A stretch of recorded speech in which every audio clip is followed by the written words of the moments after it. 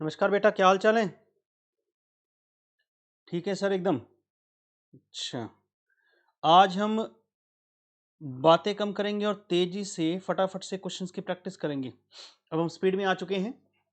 हम क्वेश्चंस की प्रैक्टिस करेंगे। मैं हल्का सा रिकैप कर लूँ क्या था। हमने पिछली क्लास में जो शिफ्ट ऑन किया था वो क्या था, इंडिफरेंस पॉइंट। और उसका ऑब्जेक्टिव था कि हमें ऐसा लेवल ऑफ ईबीआईटी निकालना जहां दो ऑप्शंस का ईपीएस क्या आ जाए, सेम आ जाए। That was the objective. उसके बाद हमने बातें की थी। अच्छा, ऑब्जेक्टिव मतलब जो मेजर एक रीजन था क्लास का वो था कि we need to find such level of EBIT at which EPS under two options is same. EBIT हमारा जो था वो एक्स की फिगर की तरह था, मतलब जैसे बेसिकली निकालना है रिवर्स कैलकुलेशन कर कर। उसके बाद उसका ऑब्जेक्टिव सीखा हमने कि ईबीआईटी लेवल, अगर ईबीआईटी जो आता है इन डिफरेंस पॉइंट का, उस पॉइंट पर ईपीएस सेम होता है, उसके ऊपर हो तो कौन सी ऑप्शन बेटर थी, डेट, उसके नीचे हो तो इक्विटी ऑप्शन बेटर थी। फिर हमने इसका रीजन समझा, क्या रीजन था। दैट वाज बेसिकली क्या फाइनेंस की कॉस्ट, फाइनेंशियल लिवरेज, और basically if I tell you interest cost gives us benefit और नॉट। आज उसी से संबंधित कुछ करने वाले हैं। मैं थोड़ा तेज इसलिए बोल रहा हूँ कि रिकैप कर रहा हूँ। अब आप लय में आ चुके हैं सबके सब, अब उतना धीरे चलने की हमें जरूरत नहीं है। We can practice quickly now. मैं आज कुछ क्वेश्चंस लूंगा, प्रैक्टिस करेंगे, फुर्ती से चलेंगे। उसके बाद एक और पॉइंट हमारे पास ऐड करेंगे जो क्वेश्चंस में आपने देखा होगा मैंने कहीं जगह छुड़वाई होगी। फिर अगर मौका मिला तो डिपेंडिंग ऑन लास्ट में कितना टाइम बचता है आज, उसके accordingly I might take up some topic which can be interesting, which is a market link topic, purely market linked topic. तो मैं चल सकता हूं जी सर। मैं अपना वार्म एक्सरसाइज कर रहा हूं। Once again a very very good morning. जो अभी भी ज्वाइन कर रहे हैं हमारे साथ उनको नमस्कार। और सेवेंथ क्वेश्चन पे हूं, पेज नंबर 6। हमने सेकंड और थर्ड पार्ट छोड़ा था। हमने सेकंड और थर्ड पार्ट छोड़ा था। एक बार जरा मैं रिकैप कर दूं, ये क्वेश्चन क्या था। आप पढ़ना चाहें तो तेजी से, सर हमें भी पढ़वा दो ना एक बार क्वेश्चन। मैं तेजी से पढ़ रहा हूं। Yoyo limited presently at 36 lakh in debt outstanding. 36 lakh क्या था, पुराना आपके पास डेट था। ओल्ड कंपनी, एग्जिस्टिंग कंपनी का डेटा था। इसमें क्या था, 10% रेट था इंटरेस्ट का। 40 lakh they wanted to raise, 40 lakh रुपए रेज करना चाहते थे। Either they can raise via debt और they can raise via the common stock equity share, और they can raise via what, the preference stock. और 8 लाख शेयर्स आउटस्टैंडिंग ऑलरेडी थे। उसके बाद ईबीआईटी उन्होंने कहा था if it remain same 15 lakh, no increase, which alternative is preferable. आप जरा आंसर चेक करें कौन सा ऑल्टरनेटिव प्रेफरेबल आया था। अगर मुझे पिछली क्लास का लॉजिक क्लियर नहीं होगा तो मैं शायद आज इसका सेकंड और थर्ड पार्ट को आंसर नहीं कर पाऊंगा। मैं फिर से कह रहा हूं, अगर मुझे लॉजिकली बेटा इसके सेकंड पार्ट का कॉन्सेप्ट क्लियर नहीं होगा, जो हमने किया था ऑब्जेक्टिव और जो हमने किया था the why it happens, then I might find some uneasiness when I am doing it. तो ये हमारे पास आंसर है। आपके पास भी कॉपी में ये आंसर होगा बेटा कि 15 लाख बाई चांस हमारे पास आंसर है। बाई चांस तो डिस्कस यही से कर लेते ना कि 15 लाख रुपए डेट था एक्सेट्रा। पुराना जो इंटरेस्ट था वो दोनों में आया। उसके बाद हमारे पास नया इंटरेस्ट पहली वाली ऑप्शन में आया। फिर हमने ईपीएस निकाला और मेरे हिसाब से इसका equity share capital option better आया था। आज हम इसको समझ पाएंगे ऑप्शन बेटर क्यों आया था। चल सकते हैं बेटा आगे।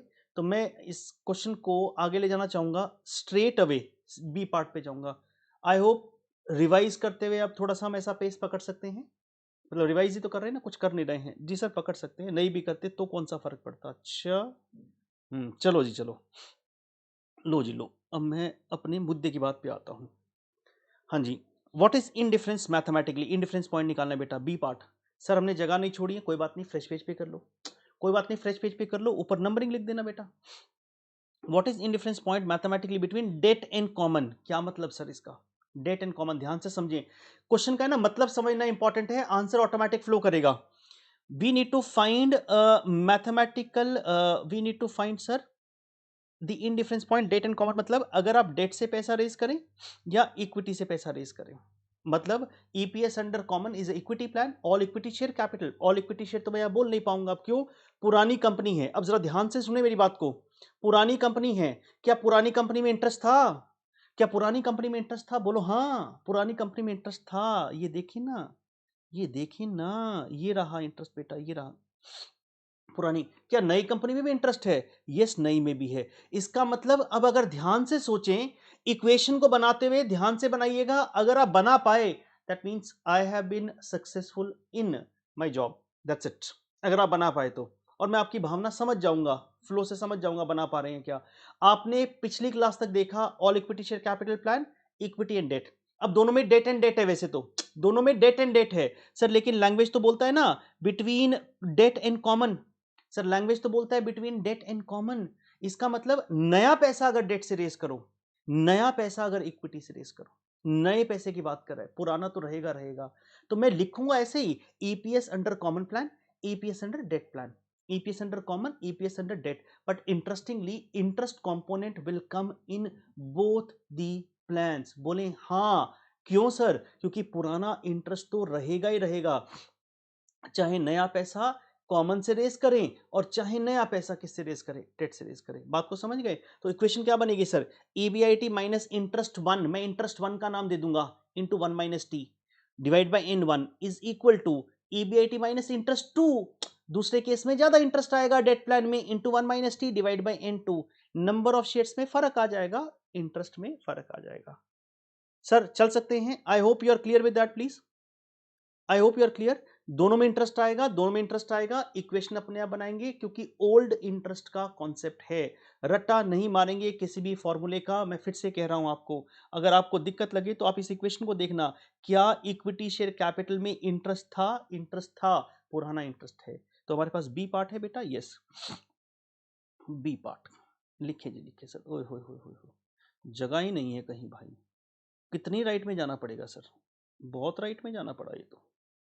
मैं थोड़ा ऊपर जाके बी पार्ट दे देता हूँ, ऊपर और ऊपर जाता हूँ, यहाँ से स्टार्ट करता हूँ। फिगर्स तो मैं आपको आपके पास लिखी हुई है 3,60,000, और दूसरी फिगर शायद थी आपके पास इंटरेस्ट, वो देख लूंगा क्या फिगर्स है बेटा। लिखें eight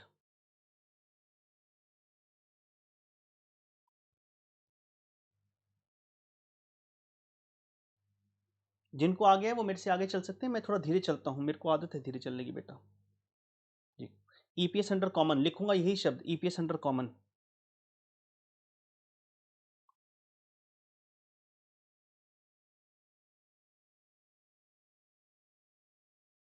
is equal to EPS under date.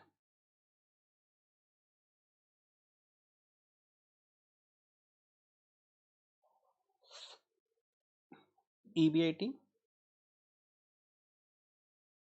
Minus interest one,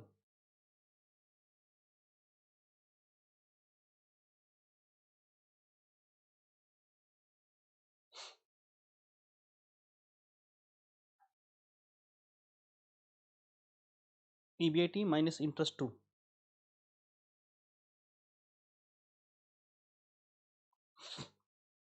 मैं एक बार इंटरेस्ट देख लूं, उसके बाद तो मुझे कुछ करना नहीं है, एक नंबर ऑफ शेयर्स देख लेता हूं बेटा एक नंबर ऑफ शेयर्स तो मैं भी मेमोरी में याद रख लूंगा, आप भी याद रख लेंगे। सर देख लें एक बार, मैं छोटा करके इधर जा रहा हूं बेटा।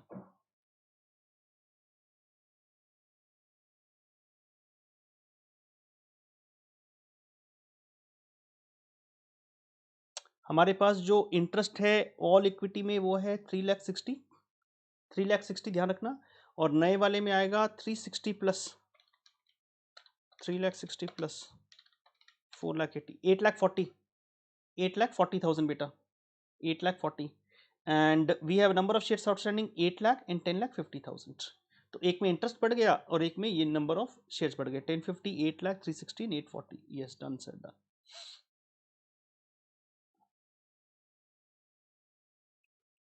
ईबीआईटी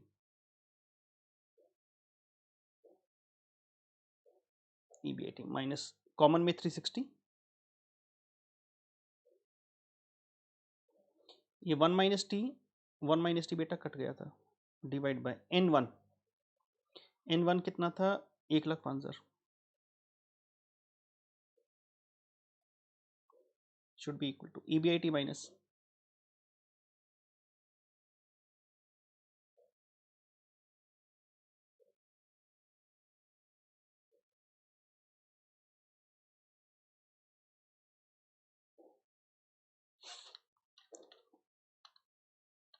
एक और जीरो आएगी यहाँ पर, सॉरी, ये 10,50,000 था बेटा।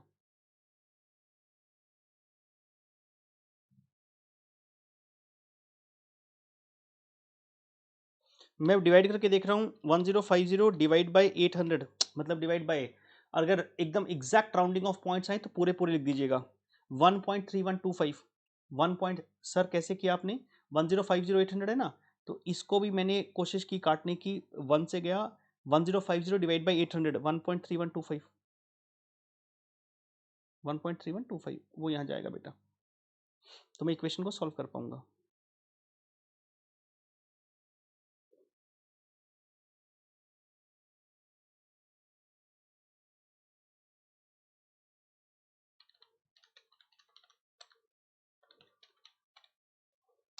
$11,02,500 ये आया 1.3125 EBIT,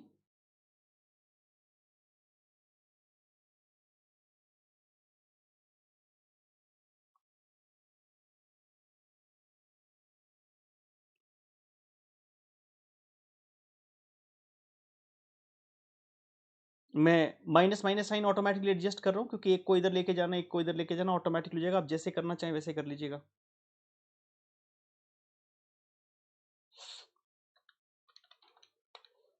बहुत इंपॉर्टेंट अच्छा एनालिसिस निकल के आएगा जो पिछली क्लास में किया था हमने।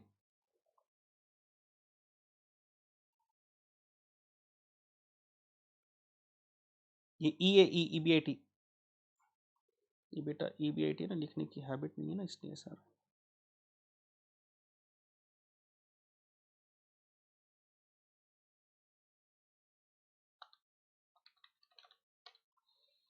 $23,76,000।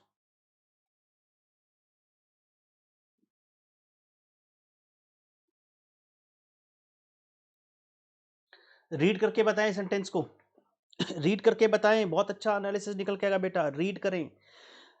इफ EBIT इज, लिखना हो तो लिख लीजिएगा, if EBIT is 23,76,000, if EBIT is 23,76,000, EPS under both the options would be same. If EBIT is 23,76,000, EPS under both the options would be same. अगर 23,76,000 रुपए EBIT हुआ तो whether you raise money from the common मतलब equity and whether you raise money from the debt, EPS would be same. मैं आपसे एक प्रश्न पूछ रहा हूं, मन से जवाब दीजिएगा और अच्छे से देना है। पूछूं? पूछें सर, मैं पूछ रहा हूं क्वेश्चन को, बताएं। अगर एक्चुअल EBIT 2376 से नीचे हुआ, अगर एक्चुअल EBIT 23,76,000 से कम हुआ तो which plan is better? If actual EBIT is less than 23,76,000, which plan is better? Copy के पन्ने नहीं पलटे, objective, objective, both same, above, debt plan better, below, which plan better? Equity plan better, यही लिखा था ना। तो आप अब एनालाइज कर सकते हैं। I am waiting these kind of questions to appear in the exam which checks your analytical skills. At 2376 everyone knows EPS under both the options would be same. अब मैं जरा पीछे जाऊं, हमारे जो क्वेश्चन में एक्चुअल EBIT था कितना था, देखिए जरा बेटा, हमारे क्वेश्चन में एक्चुअल EBIT देखिए कितना था सर, कितना था? 15 लाख। आंसर मत देखना, हमारे क्वेश्चन में एक्चुअल EBIT ये रहा बेटा, कितना था हमारे क्वेश्चन में actual EBIT? 15 lakh. Can you see that 15?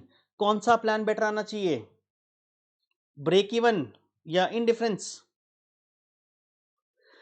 2376 है कितना एक्चुअल दिया ना, 15 लाख ये रहा, एक्चुअल 15 दिया था। कौन सा प्लान बेटर? Equity better. और जरा देखें आंसर क्या आया था, जरा देखें बेटा आंसर क्या आया था, विच plan is better, which plan is better? मेरी बात को समझ रहे हैं क्या कह रहा हूं?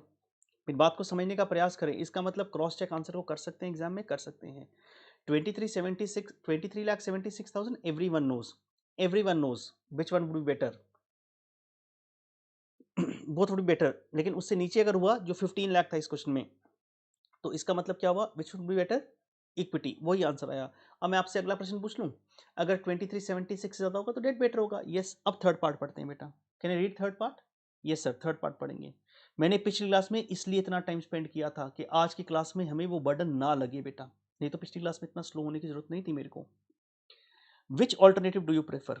वो तो हम पहले क्लास से पहले से ही बोल सकते हैं। EPS किसका बेटर था, ये था, बोल चुके हैं आंसर। वो तो इक्विटी प्लान इज बेटर, वो तो हम पहले बोल चुके हैं। विच plan is better? Equity plan is better.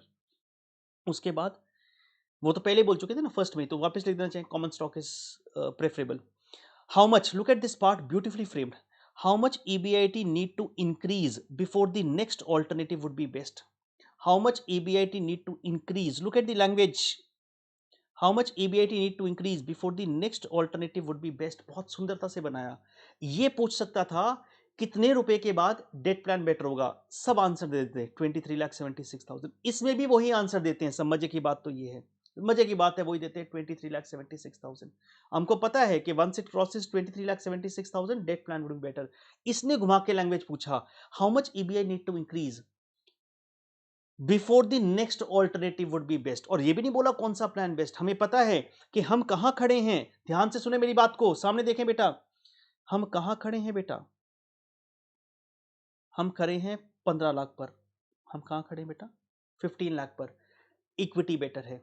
हमें पता है 23,76,000 होंगे, दोनों इंडिफरेंट होंगे। बोलो हाँ। 15 पे खड़े हैं, इसका मतलब अभी कॉमन बेटर है। अगर 23,76,000 होगा तो क्या होंगे, दोनों इंडिफरेंट होंगे।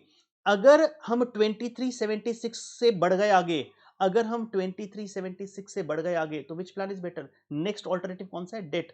प्रेफरेंस की तो बात ही नहीं कर रहा है ना, उसको छोड़ दो, प्रेफरेंस की बात नहीं कर रहा है, डेट वुड बी बेटर। मैं आंसर लिखते हुए क्या लिखूंगा, at existing level of EBIT of 15 lakh both common is better, at EBIT level of 23,76,000 both would be indifferent। the moment we cross 23 lakh, कुछ नहीं लिखना, सब लिखवाऊंगा। the moment we cross 23,76,000 debt plan would be better। it means कितना increase होना पड़ेगा, 23,76,000 minus 15 lakh. भाई 15 लाख पे तो खड़े ही हो, 23,76,000 तक जाओगे, दोनों सेम हो जाएंगे। उसको क्रॉस करना है, और उसने शब्द यही पूछे हैं कि कितना इंक्रीज होना चाहिए। तो हम क्या बोलेंगे sir, 23,76,000 minus what, minus 15 lakh. It should increase by more than 8,76,000, need to increase by at least. Next alternative would be best. तो आप दोनों तरीके से बोल सकते हो कि सर अगर 23,76 हुआ तो भी प्रेफरेबल है, और उसको क्रॉस कर गया तो भी प्रेफरेबल है। बट अगर वो क्रॉस कर जाता है 23,76,000 तो पक्का ही डेट बेटर है। सर एक बार फिर से तेजी से समराइज करते हैं। आपने इतना कुछ बोला, हम थोड़ा सा कहीं इधर उधर पिक्चर देखने लग गए थे। EBIT level same, 2376, EPS same आया। उससे नीचे कॉमन बेटर, जो हमने क्रॉस चेक किया आंसर को, उससे ऊपर डेट बेटर। इसने पूछा कितना इंक्रीज हो ताकि डेट बेटर हो जाए। डेट का नाम नहीं लिया क्योंकि वरना सेकंड आंसर भी आपको पता चल जाता। 15 लाख पे हम खड़े हैं, 2376 को क्रॉस करना है। समझ में आ गई है। अब शब्दों को लिखवा दूं, जी लिखवा दे सर। सी पार्ट को लिखे तेजी से बेटा।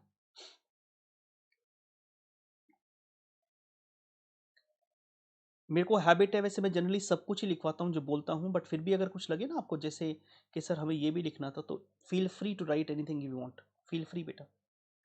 सी पार्ट लिखिए, लिखिए बेटा। At existing level of EBIT,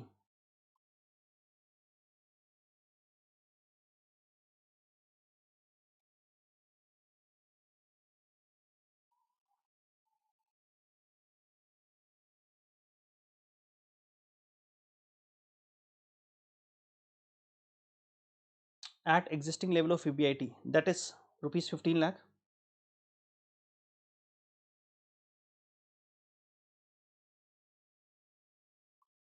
at existing level of EBIT, that is rupees 15 lakh। मैं डिक्टेट कर रहा हूँ, वो लिख ले। Common option is better.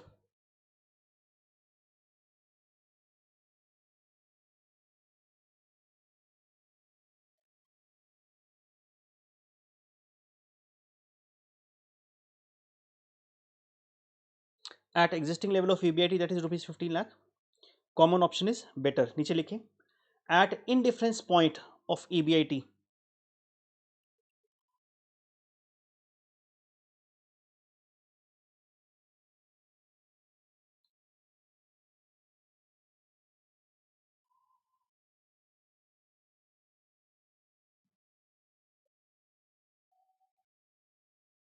at indifference point of EBIT, that is rupees 23,76,000,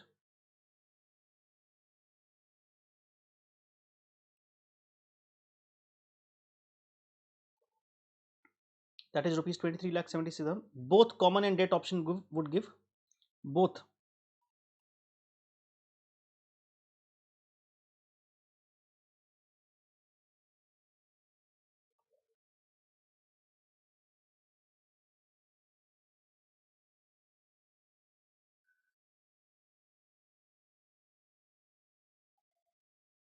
At indifference point of EBIT, that is 23,76,000, both common and debt option would give same EPS.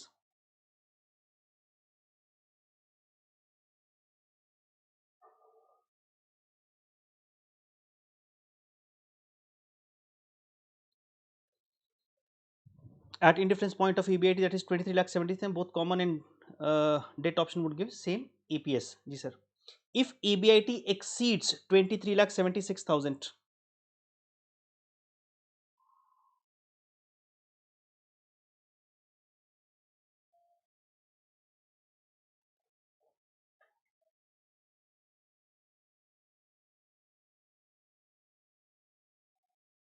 if EBIT exceeds 23,76,000, then debt option would be better.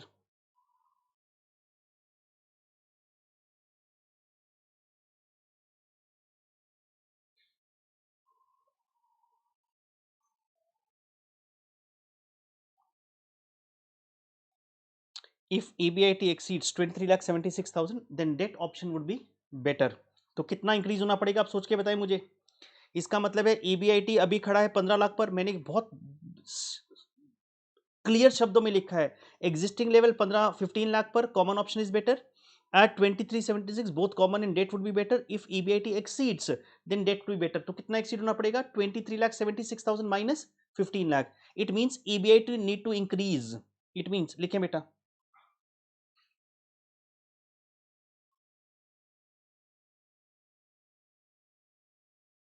It means EBIT need to increase.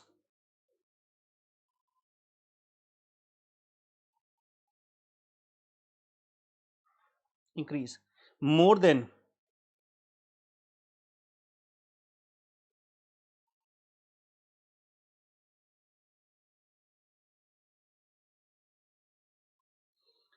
rupees 8,76,000. कैसे आया sir?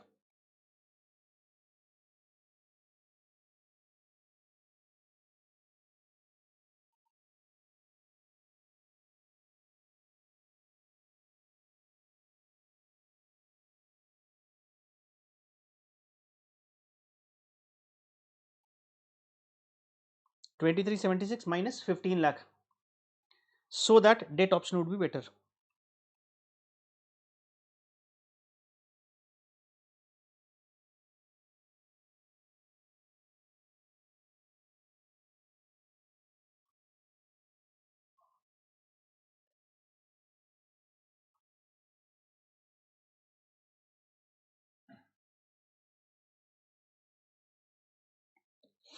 Sir अगर हम exactly 8,76,000 लिखते तो क्या फर्क पड़ता? तो दोनों इंडिफरेंट थे ना. उसने लैंग्वेज ऐसी पूछी थी, कॉपी कर ले बेटा. इफ EBIT एक्सीड, मैंने इसलिए बोला, उसने कहा when would the next option would become better. उसने इंडिफरेंट नहीं पूछा था, उसने पूछा था when the next option would become indifferent. तो हम कहते हैं difference point of EBIT 2376 both common and debt would give same EPS, और उसको एक्सीड करेगा तो एग्जाम में मैं प्रेफर करूंगा आप वही लैंग्वेज लिखें. तो सर हम पूरा लिखें? अगर तो क्वेश्चन 8-10 नंबर का है तो बेटा पूरा लिखें. I am awaiting for this kind of a question to come in the exam, because they will check your skills कि आपको उस टॉपिक की अंडरस्टैंडिंग है या नहीं है. और आज हम आगे भी जाएंगे तब देखेंगे, सुंदर टॉपिक आएंगे काफ़ी हमारे पास. चल सकते हैं बेटा आगे? जी सर चल सकते हैं. प्रैक्टिस करेंगे और क्वेश्चन की जी. एक और सुंदर क्वेश्चन जो मुझे लगता है कि it's due in the exams, मतलब अभी आना बाकी है, अभी तक आया नहीं है. It's a beautiful question again. Question number 9, page number 6.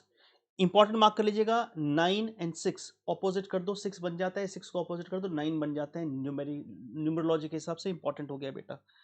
कुछ भी, कुछ भी क्या है भाई. 9 को ऊपर कर दो, उल्टा करके देखो 6 बन जाता है, 6 को उल्टा करो 9 बन जाता है. तो इट्स न्यूमरोलॉजी.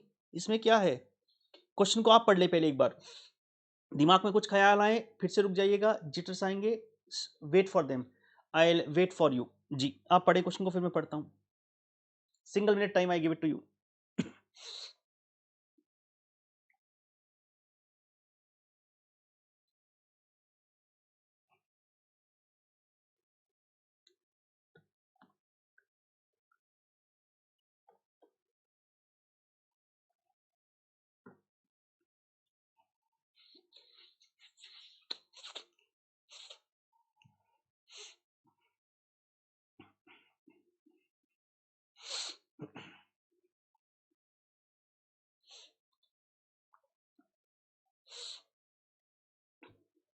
सर नीचे ईपीएस ईबीआईटी रिलेशनशिप दिया है, ये किसका नाम है? ये इंडिफरेंस को कहते हैं बेटा, इंडिफरेंस पॉइंट को ऐसा भी पहचाना जाता है, ईपीएस ईबीआईटी रिलेशनशिप। जी, तो कोई दिक्कत वाली बात थोड़ी ना, हमको क्या फर्क पड़ता है। पढ़ो क्वेश्चन को। यस, डेटा को ना माइंड मैप में, माइंड में बिठा लिया करो। Global corporation has decided to change its capital structure, वो अपने कैपिटल स्ट्रक्चर को बदलना चाहता है। The firm currently has 1 crore, underline कर ले बेटा, 1 करोड़, ये मेरे लिए की पॉइंट है, numbers are key points for me. 1 crore fully paid up shares, अच्छी बात है sir. The share commands a price of 50 in the market, बाजार में 50 रुपए का भाव है। And is likely to remain the same even after the proposed capital restructuring, मतलब अभी 50 है और रीस्ट्रक्चरिंग होना है, इसका मतलब मेरे दिमाग में पिक्चर बन गई कि अब बिफोर रीस्ट्रक्चरिंग, आफ्टर रीस्ट्रक्चरिंग। क्या रीस्ट्रक्चरिंग मुझे पता नहीं, before and after restructuring something is happening. So 1 crore share है, 50 रुपए का भाव है, ये बिफोर की बात है। आफ्टर की बात भी करता है, is likely to remain same even after the proposed capital restructuring. The restructuring involves increasing the firm's existing 9 crore 10% debt to ₹14 crore. इसने अब भावना खुल के व्यक्त कर दी है, मतलब खुल के बताता है अपनी भावना को, क्या कहना चाहता है। ये भावना ये है कि इसके पास अभी कुछ शेयर्स हैं जिसका बाजार में भाव 50 रुपए का है, बाजार में वो कहता है मैं रीस्ट्रक्चर करूंगा तब भी 50 का रहेगा। उसके एक लाइन छोड़कर इसने बोला कि एग्जिस्टिंग 9 करोड़ डेट को 14 करोड़ पे लेके जाना है। इसका मतलब अभी 9 करोड़ डेट है, इनडायरेक्टली हिंट दे दिया, एग्जिस्टिंग फर्म में 9 करोड़ डेट, न्यू फर्म में 14 crore debt, existing interest rate 10, new interest rate बताया नहीं अभी तक। समझे कि share outstanding existing 1 crore, new पता नहीं है। The share price 50, new also 50, new debt 9 crore, sorry, existing debt 9 crore, new is 14 crore, and existing interest rate 10%, नया पता नहीं है। अब आगे समझे लाइन को क्या कहता है। The proceeds, जो पैसा आएगा क्या करेंगे, will be used to retire the equity. मेरे से कोई ना लीगल पॉइंट मत टच कराना, मुझे तो क्वेश्चन जो कहता है मैं मान लेता हूँ वो पॉसिबल है नहीं है, डेट का पैसा यूज कर सकते हैं एक्सेट्रा, हमें कोई फर्क नहीं पड़ता है। उसने कहा क्वेश्चन भगवान है, क्वेश्चन भगवान है, हम भक्त है और मैं पुजारी हूँ, दैट्स इट। हाँ, और इंस्टीट्यूट मंदिर है आपका, बस आगे मत पूछना मेरे से। The proceeds will be used to retire the equity, मतलब जो पैसे आएंगे उससे क्या करेंगे, शेयर्स को बाय बैक कर लेंगे, काइंड ऑफ अ थिंग। कितने पैसे आए हैं मन में बताएं, कितने पैसे आए हैं, 9 करोड़ से 14 crore, 9 crore becomes 14 crore, how much money came, 5 crore, how much money came, 5 crore, and that 5 crore money came, what is the share price 50, can you tell me how many shares will buy back. Sir आराम से बताओ ना, 9 crore debt will become 14 crore debt. How much increase? 5 crores, 5 crore shares buyback करने, retire the equity. ये कोई संन्यास नहीं है क्रिकेट से रिटायरमेंट ले रहे हैं, इक्विटी मतलब रिटायर द इक्विटी का मतलब होता है शेयर्स को खत्म करना, बायबैक कर रहे हैं, खत्म हो जाएंगे। तो कितना आएगा सर, 5 करोड़। 5 करोड़ में कितनी करोड़ में 7 जीरोज आती है, तो जीरोज भी याद रखना, लाख में 5, करोड़ में 7, मिलियन में 6, बिलियन में 9, आगे जब आएंगे तो सोचेंगे अगर मिलियन बिलियन फिगर्स आएगा तो। करोड़ में 7 जीरो आती है, 5 crore, 2 4 6 7, 7 zero divide by 50, 10 lakh share buyback कर लेंगे, 10 लाख। अब मेरे पास क्वेश्चन की फ्रेमिंग बन गई, क्या बनाऊं, बाकी मैं आगे पढ़ लूंगा क्या कहता है, अभी इंटरेस्ट रेट नहीं आया बस नए का। पुराने शेयर्स 1 करोड़, अगर बायबैक कर लेंगे 10 लाख, जो इस पैसे से आए 90 लाख रह जाएंगे। पुराना debt 9 crore, new debt 14 crore, interest rate पुराना इज 10%, नया भी पता नहीं चला हमको, शेयर प्राइस 50 एंड 50, इतना पता चल गया। आगे बढ़ते हैं। The interest rate on the debt is not expected to change, नहीं बदलेगा, वेरी गुड वेरी गुड। तो पहले इंटरेस्ट रेट कितना था 10, अब भी कितना है 10। as the debt investor do not perceive the firm to become more risky as a result of proposed dose of debt। अब कई सारे बच्चे क्या होते हैं, वो इस लाइन में ही कंफ्यूज हो जाते हैं और घुमाते हैं दिमाग को ऐसे ऐसे ऐसे, जैसे कोई भाई कुछ पी के आ गए हो घर से, मतलब कोई लेना देना नहीं है। मेरे लिए मतलब की लाइन थी interest rate on the debt will not change, इतनी बात थी ना, क्वेश्चन तो मैं कर लूंगा इससे, लेकिन फिर भी अगर हम चाहें क्योंकि पढ़ रहे हैं तो सर बता दो ना अगली लाइन का क्या मतलब है। As the debt invested do not perceive the firm to become more risky as a result of the proposed dose of debt. अब इतना भारी भरकम इंग्लिश का लैंग्वेज लिखा, मेरी बात को समझें।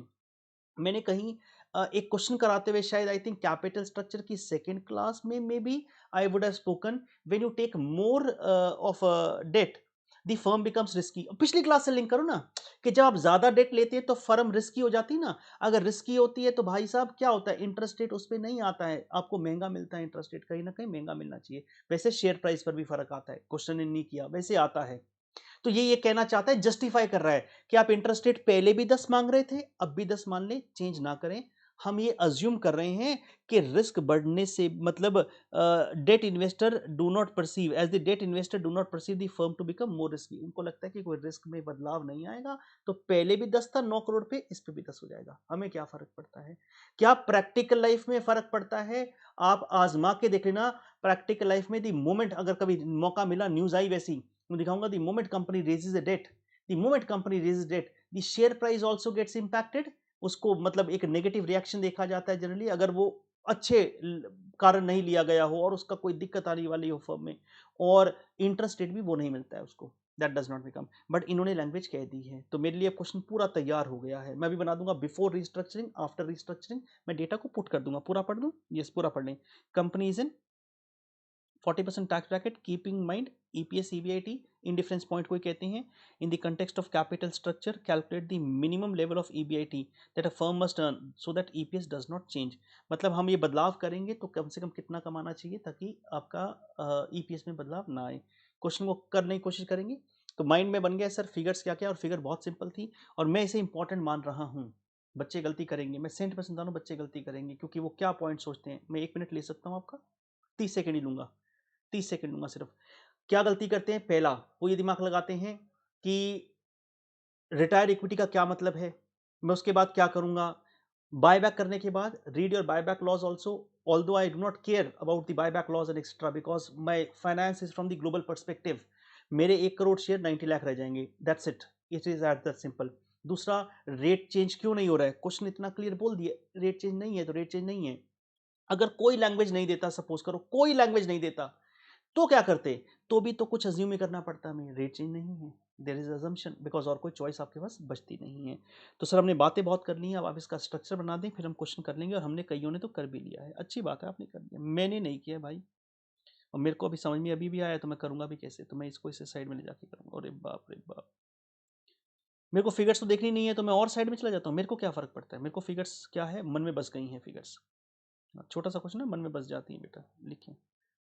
सोल्यूशन लिख लीजिएगा, जो भी नंबर आपके पास है, 8th या 9th जो भी है, मैं उसको नहीं देख रहा हूँ।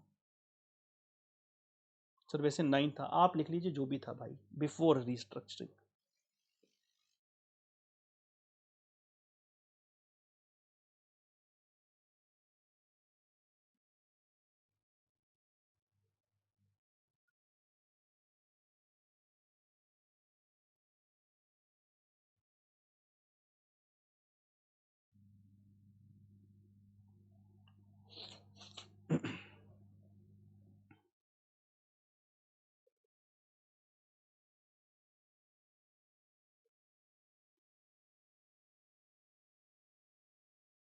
भाई साहब वन नोट ने भी हद कर दी है, बताओ। शेयर प्राइस कितना था? 50-50।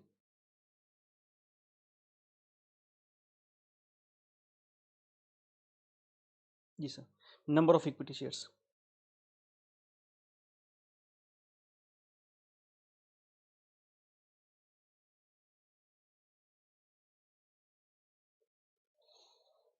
मैं ना यहाँ 1 करोड़ लिख रहा हूँ, वहां 90 लाख नहीं लिख रहा हूँ, जब नीचे बनाएंगे ना तब लिख देंगे।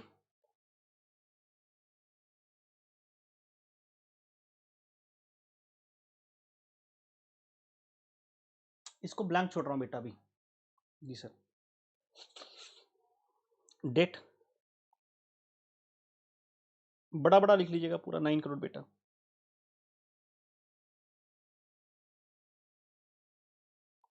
नया डेट सर 14 करोड़।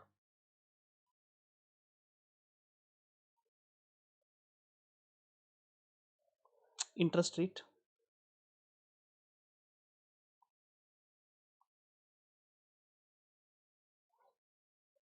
ये तो क्वेश्चन नहीं बोला था बेटा। Interest amount,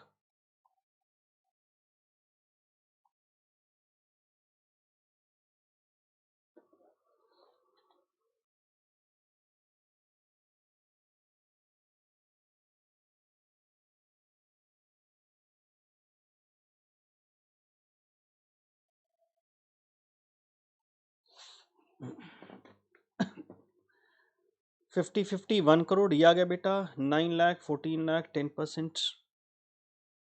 10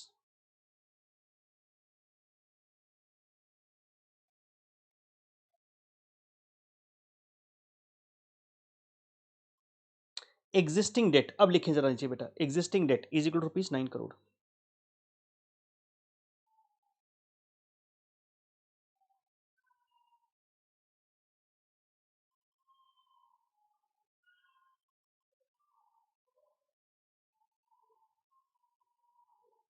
existing debt is equal to 9 crore. Increase in debt, increase करें ना 5 करोड़ से, पूरा प्रॉपर लिखना, ऊपर वाला बनाना हो तो भी ठीक, ना बनाओ तो भी चलेगा। Increase in date,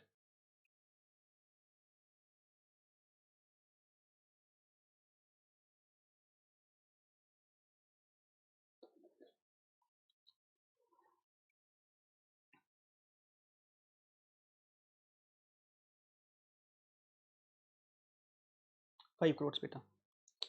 number of shares to buy back,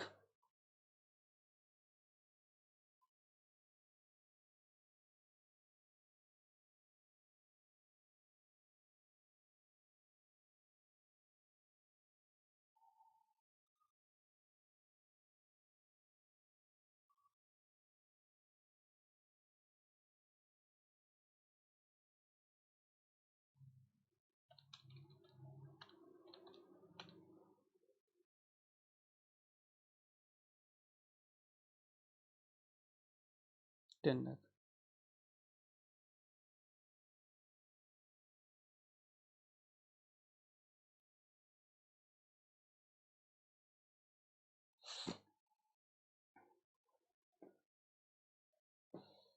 number of shares to buy back बेटा 10 लाख। अब number of shares after buyback निकल सकते हैं, तो ऊपर फिल कर दीजिएगा उसको, number of shares after buyback.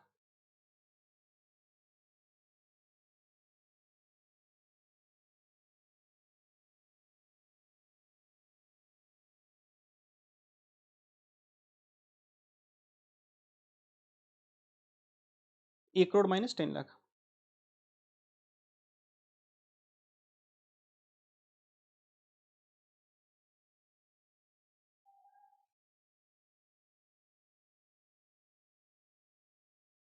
$90 lakh बेटा। अब आप सोच के बताएं क्या दोनों में डेट है?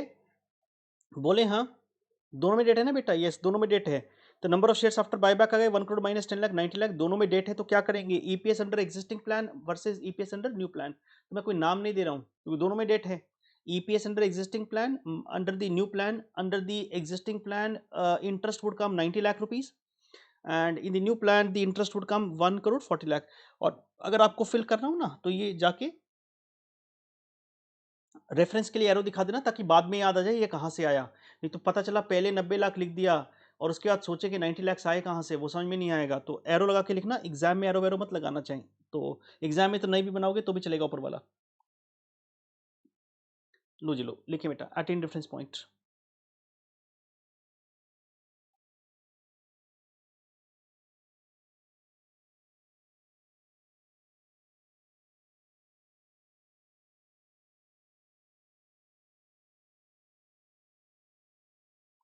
ईपीएस अंडर एग्जिस्टिंग प्लान,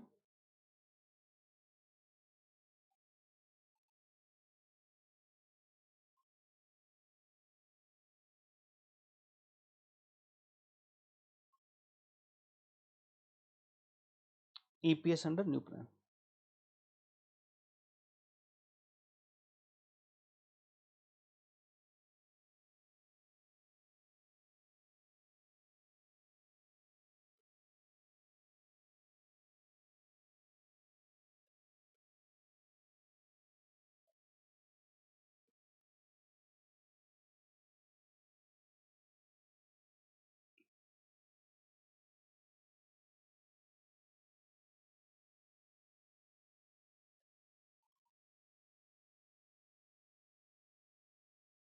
मैं इसको N1 N2 लिख रहा हूँ, समझ जाएंगे ना। N1 is for existing and N2 is for the new plan. और नीचे ना लिख देना T is equal to tax rate, N1 is number of equity share under existing plan और N2 is number of equity shares under new plan. तो जैसे इसके आगे लिख दिया मैंने N2, तो समझ में आ जाएगा कि N2 इसको रिप्रेजेंट कर रहा है। तो एग्जामिनर को भी पता चलेगा ना, सिंगल बार लिखना एग्जाम में तो, क्योंकि आपको ये छोटी छोटी बातें ध्यान रख लेना, बाई चांस बात करें नहीं करें तो भी।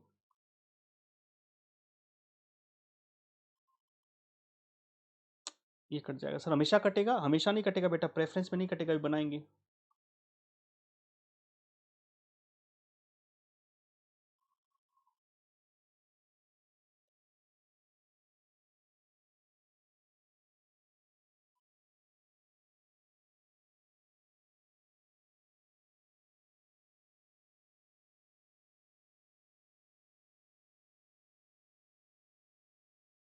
अब पॉइंट्स में मत लाना आंसर को, सिर्फ जीरो काट देंगे। 6 जीरो है ना ये जो, दीज जीरोस विल डिडक्ट। ये सर पॉइंट्स में मत लाना, पता चला पॉइंट्स में लेके आ गए। अब 10 को इधर ले जाएंगे, मल्टीप्लाई करा देंगे, 9 को इधर ले जाएंगे बेटा।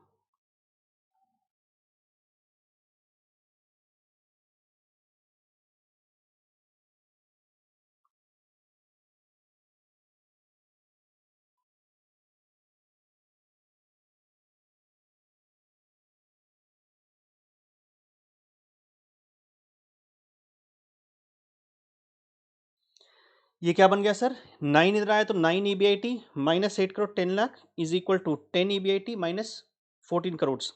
अब सॉल्व कर लें, EBIT आ जाएगा बेटा 5 करोड़ 90 लाख। मैंने आंसर में शायद दोस्त है 5 लाख 590 लैक्स दिया हो, तो 590 lakhs is as good as 5 crore 90 lakhs. Lakhs में 5 जीरो होती ना, 5,90,000,050 लिख दो, या 590 लैक्स लिख दो, क्या फर्क पड़ेगा उससे? क्या फर्क पड़ेगा बेटा उससे?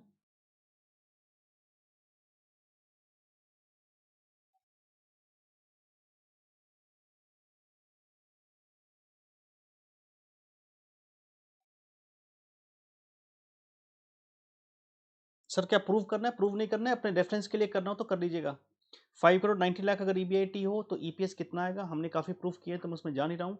5 करोड़ 90 लाख अगर EBIT हो तो EPS पहले में कितना आएगा, दूसरे में कितना है? Advisable would be in exam to cross check your answer. क्यों ऐसा सर? क्योंकि यहाँ तो आपको पता है ना कि आंसर मेरे को बुक से टैली हो गया, एग्जाम में कैसे टैली कराओगे?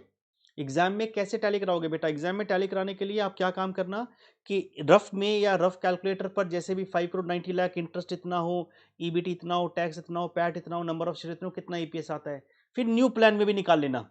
फिर न्यू प्लान में बेटा निकाल लेना, तो लिख लेना कहीं कि एग्जिस्टिंग प्लान में और न्यू प्लान में रफ में चेक कर लेना, so that you are 100% confident my answer is right. This is the best way to check your answer at least in this kind of questions. Sir एक बार बता देना क्या कहा आपने, मैं एक बार रफली बता दूं 1 मिनट के लिए क्या कहा बेटा। जैसे 5 करोड़ 90 लाख है, 5 करोड़ 90 लाख है, माइनस पहले में इंटरेस्ट कितना था? पहले में इंटरेस्ट 90 लाख था, माइनस 90 लाख, और EBT आ गया। EBT टैक्स रेट कितना था बेटा आपका? टैक्स रेट देख ले कितना था, टैक्स 40% था शायद, देखो एक बार, टैक्स आई थिंक वाज 40%।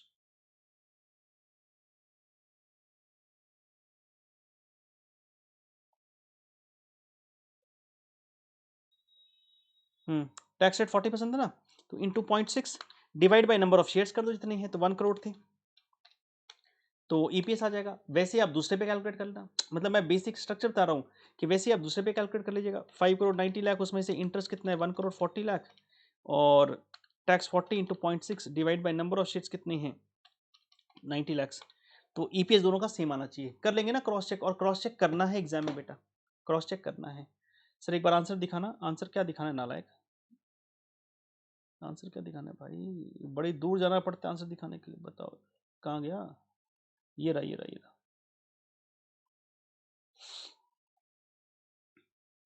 और नीचे लाइन लिख देना, वो लाइन लिख देना, वो हमेशा आपको अच्छी लगेगी कि if EBIT is 5 crore 90 lakh, EPS under both the options would be same. If EBIT 5 crore 90 lakh, EPS under both the options would be same. क्या प्रेफरेंस डिविडेंड को ऐड कर दूं बेटा? प्रेफरेंस डिविडेंड को फॉर्मूला दिमाग में सोचे क्या बनेगा? EBIT इंटरेस्ट हो तो EBIT minus interest into 1 minus T, EBIT minus interest into 1 minus T. Preference dividend tax के बाद आता है, प्रेफरेंस डिविडेंड टैक्स के बाद आता है। फॉर्मूला लॉजिकली बन जाएगा, बोलो हाँ। फॉर्मूला बन जाएगा लॉजिकली, बोलो हाँ। यस सर, जी सर, आए सर।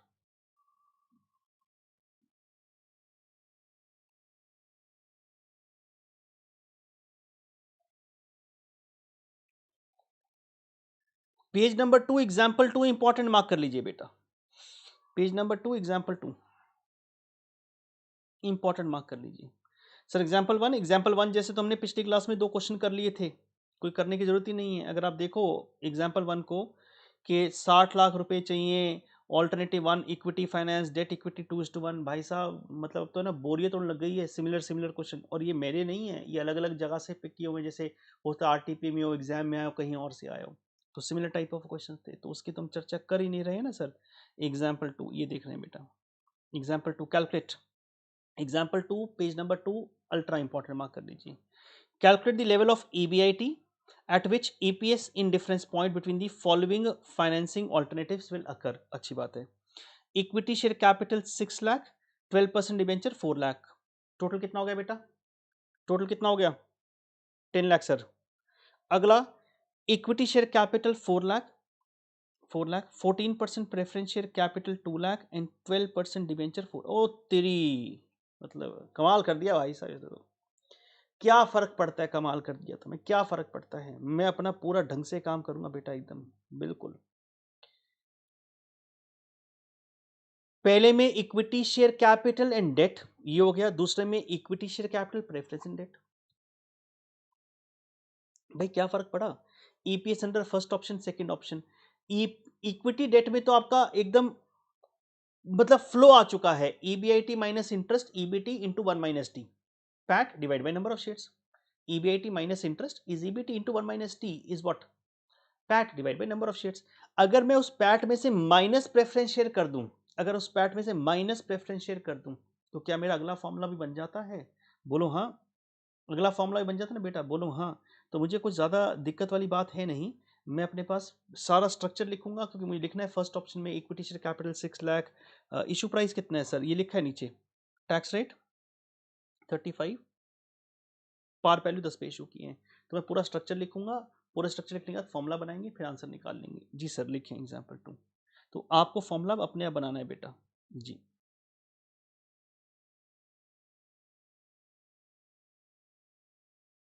एग्जाम्पल 2 बेटा लिखिए, फर्स्ट ऑप्शन।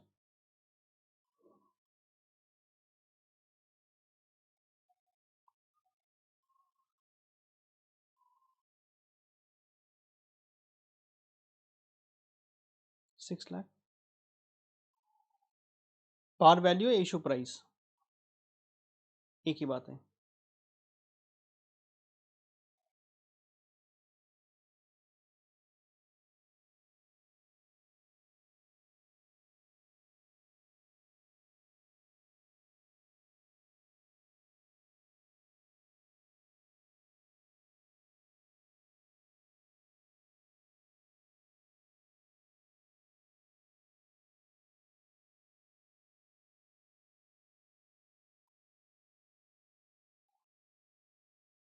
$60,000 डेट था हमारे पास।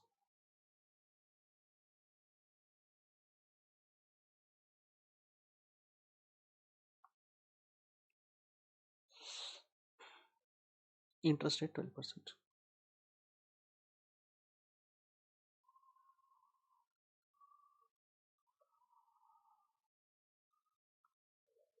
इंटरेस्ट अमाउंट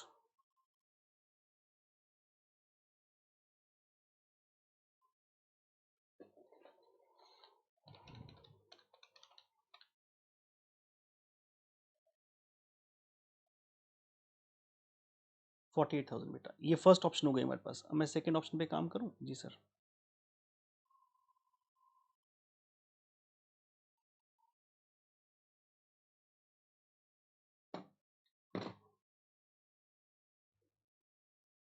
एक मिनट देखूं क्या कहता है, एक मिनट देख रहा हूं बेटा। Equity share capital 4 lakh, 4 lakh, 14% preference share 2 lakh and 12% debenture 4 lakh. तो 12, 14 एंड 10, 4। ओके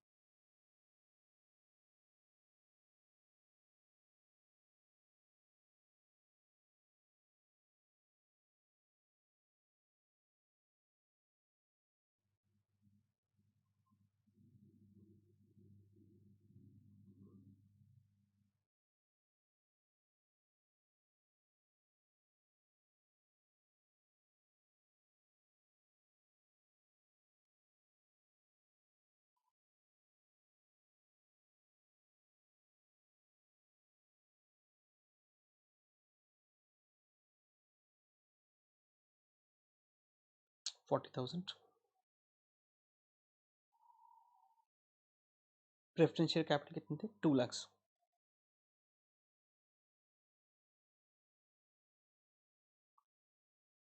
डिविडेंड रेट, ये प्रेफरेंस डिविडेंड का रेट है बेटा।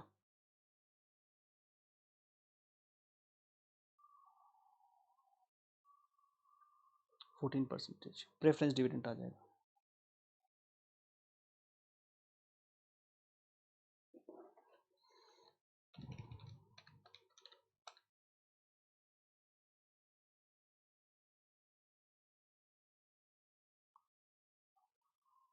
उसके बाद क्या करेंगे? डेट 4 लाख।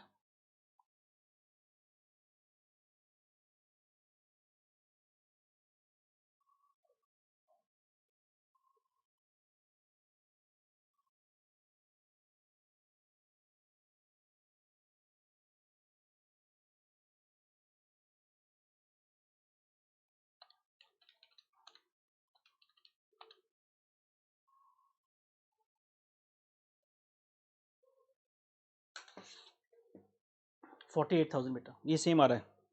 अब निकाल लेंगे जी सर। तेजी से निकालें, लिखिए बेटा।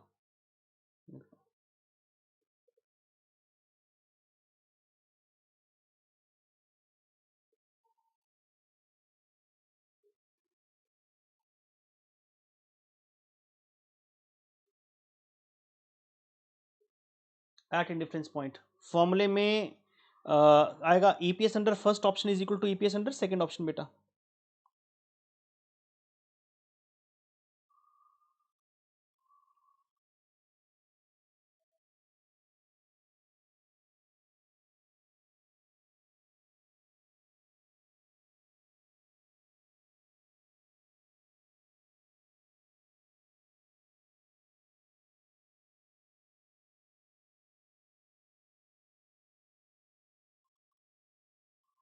EPS under first option is equal to EPS under second option बेटा। EBIT minus interest into 1 minus T.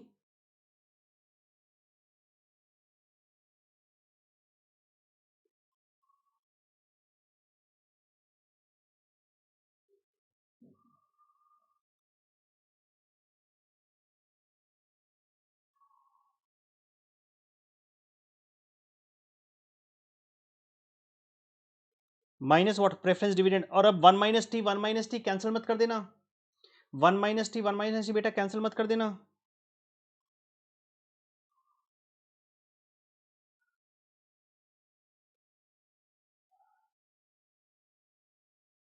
वो कैंसिल आउट नहीं होंगे, ध्यान रखना बेटा। EBIT minus interest into 1 minus T divide by n1। EBIT minus into 1 minus T minus preference dividend, क्योंकि second option में क्या है? प्रेफरेंस डिविडेंड है आपके पास। तो 48,000 का इंटरेस्ट आ रहा है, दोनों में चेक कर लीजिए। यस सर, ऊपर आता ना। कहाँ गया? ये रहा। और 28,000 ये आ रहा था। नंबर ऑफ शेयर ये 40 और 60 है। देखिए बेटा, EBIT minus 48,000,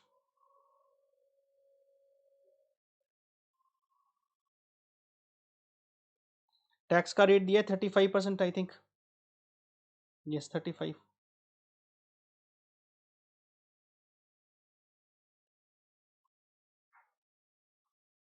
35 divide by what? 60,000।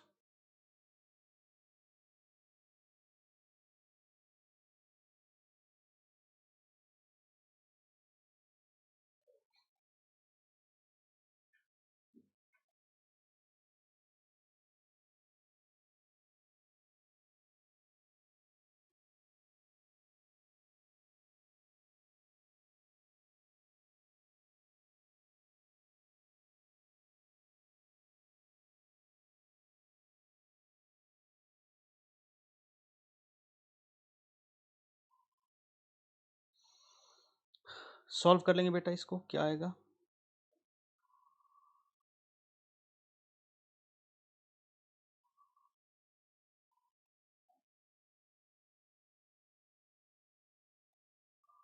आप सॉल्व करें, मुझे थोड़ा हिलाना पड़ेगा स्क्रीन को बेटा, नीचे जगह खत्म हो गई मेरे को लगता है अब।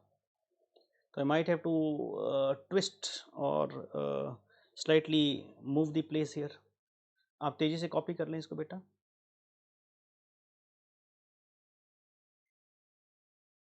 तो ये बेसिकली बन जाएगा, मैं इसको लिखूंगा 0.65 कर लेता हूँ पहले, जो थोड़ा और आसान बन जाएगा मेरे लिए। मैं साइड कर रहा हूँ बेटा, इतना कर लिया ना आपने कि EBIT minus 48,000 into 0.65 divide by 3 is equal to EBIT minus 48,000 into 0.65 minus 28,000 divide by 2। जैसे मर्जी करें, मैथमेटिक्स है, it does not make a difference. मैं यहाँ कर रहा हूँ बेटा इसको। सर एक बार दिखाना, लो भाई देख लो।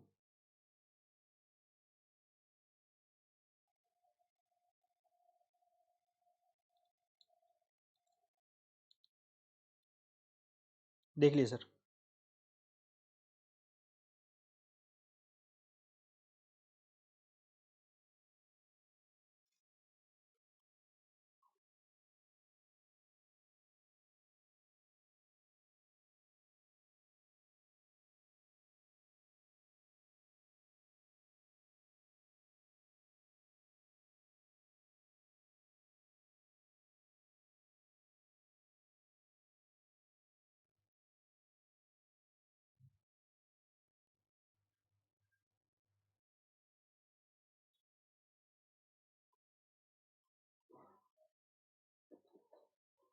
मैं डायरेक्टली सॉल्व कर रहा हूँ बेटा, कैसे कर रहा हूँ? 0.65 EBIT इंटू 2 इज 1.3 EBIT। मैं 2 को भी इधर ले आया बेटा,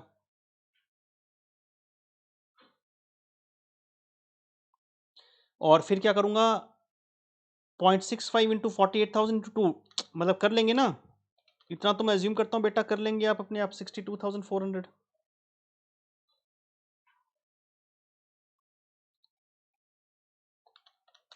0.65 इंटू 3 इंटू EBIT 1.95 EBIT।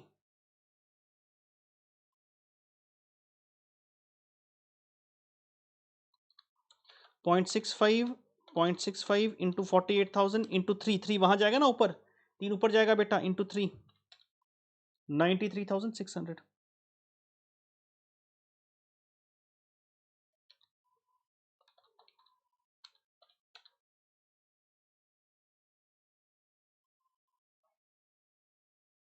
इस इक्वेशन को सॉल्व कर लें जरा।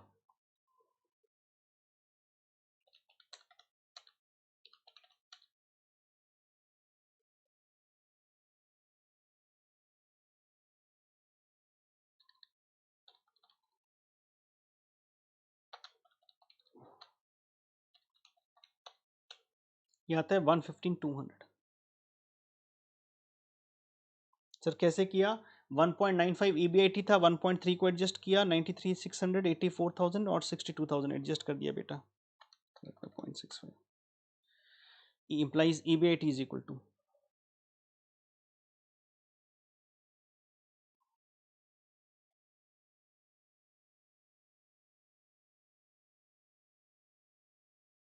$230।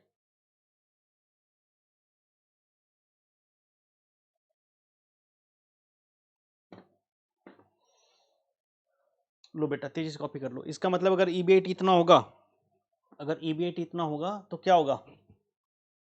If EBIT is 1,77,231, then both options would be indifferent। Copy कर ले बेटा।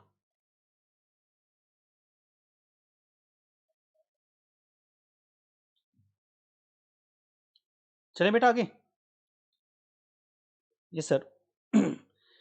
एक छोटा सा नोट और लिखें, थियरी का टॉपिक है बेटा, उसका प्रैक्टिकल बना देंगे। एक छोटा सा थियरी और लिखें साथ में, financial break even point, very interesting part.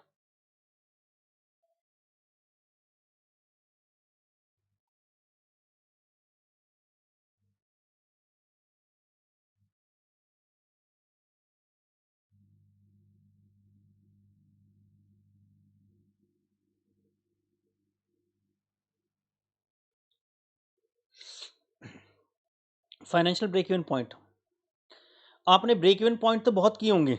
Break even point, no profit no loss, कोई दो राय नहीं है मुझे उसमें, बहुत सारे ब्रेक इवन पॉइंट किए होंगे बेटा। But we are talking about a financial break even point. क्या होता है? थियरी में भी आ सकता है सर, थियरी में भी आ सकता है, ये प्रैक्टिकल थियरी दोनों कवर करेंगे इसमें। अच्छा, मेरा स्ट्रेस जो है वो है financial.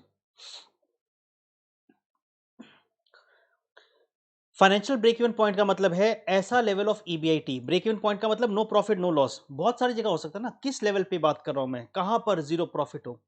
Financial break even point का मतलब होता है ऐसा लेवल ऑफ ईबीआईटी, ऐसा लेवल ऑफ ईबीआईटी जहां पर वो अपना इंटरेस्ट कॉस्ट और प्रेफरेंस डिविडेंड कॉस्ट को मीट कर पाए। सर एक बार फिर से बताएं कि it is that level of EBIT at which the firm is able to meet its interest cost and preference dividend cost.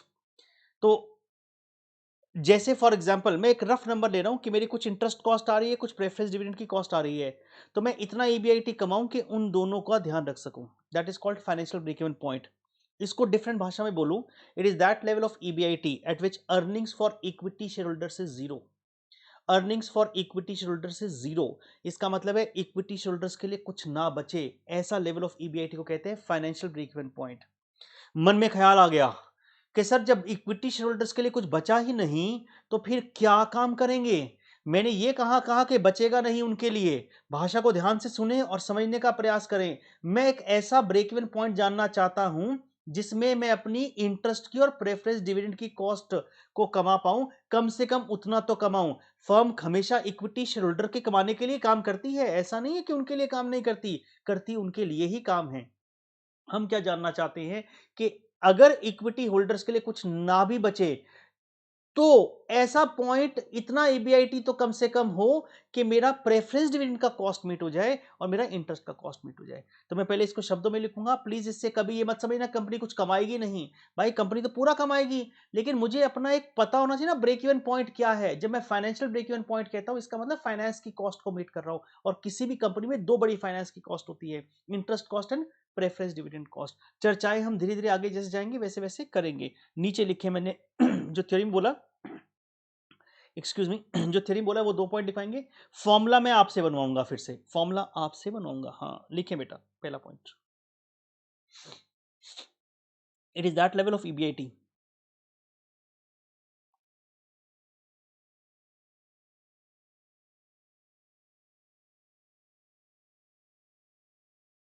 it is that level of EBIT at which firm is able to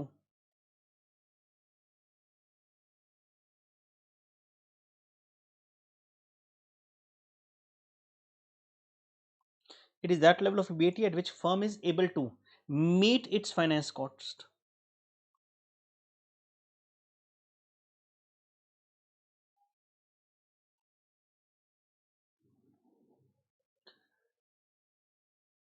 It is that level of EBIT at which firm is able to meet its finance cost, that is interest cost and preference dividend cost.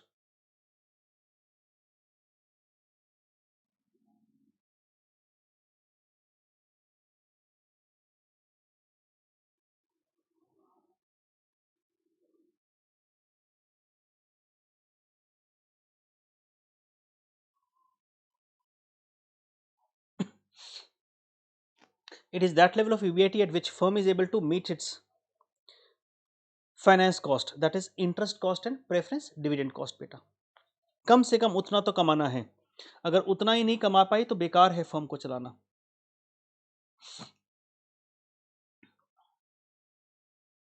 Second point भी लिख लें बेटा, second point लिखें, it is that level of EBIT at which earnings for equity shareholders is zero.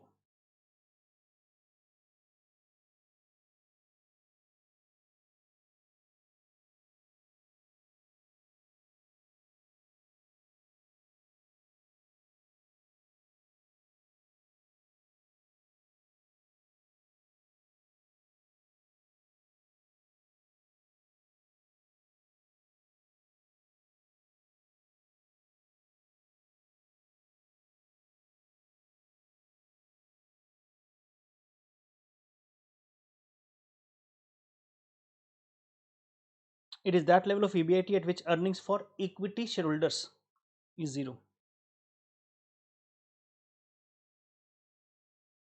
That is EPS is zero.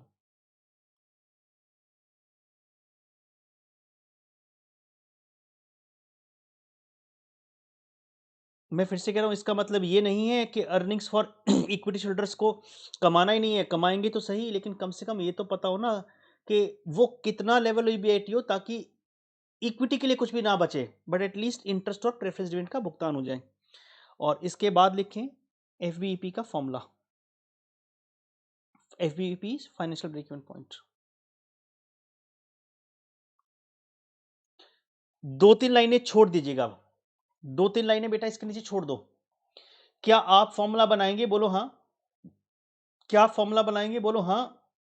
Ji sir, 2-3 लाइनें छोड़ दी sir, बनाएंगे। इधर आए, हाँ 2-3 लाइनें छोड़ के लिखना। मैं यहां लिख रहा हूं एग्जाम्पल, एक एग्जाम्पल लिखें। इंटरेस्ट 40,000 है बेटा,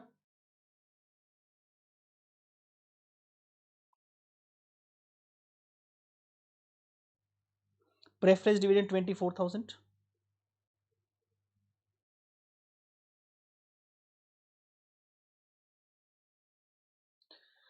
interest 40,000, preference dividend 24,000, tax rate 40%।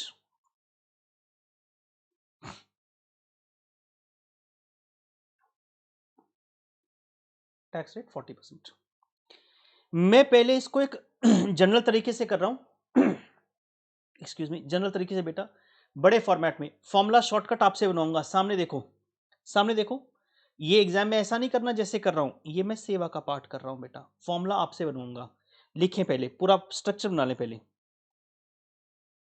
EBIT, interest minus किया, EBT,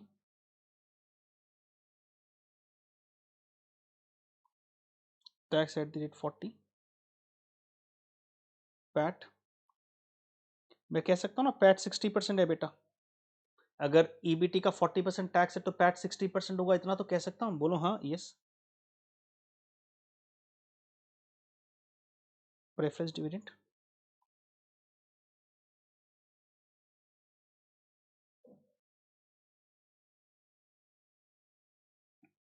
profit for equity shareholders.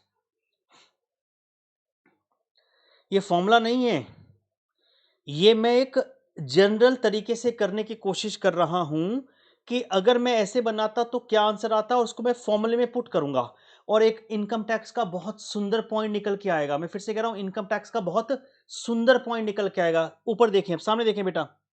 हमने कहा ये ऐसा लेवल ऑफ ईबीआईटी है जहां प्रॉफिट फॉर इक्विटी शेयरहोल्डर्स क्या होगा, जीरो होगा। सामने देखो, ये जीरो होना चाहिए। बोलो हाँ। कुछ कॉपी मत करो, सामने देख लो, ये जीरो होना चाहिए।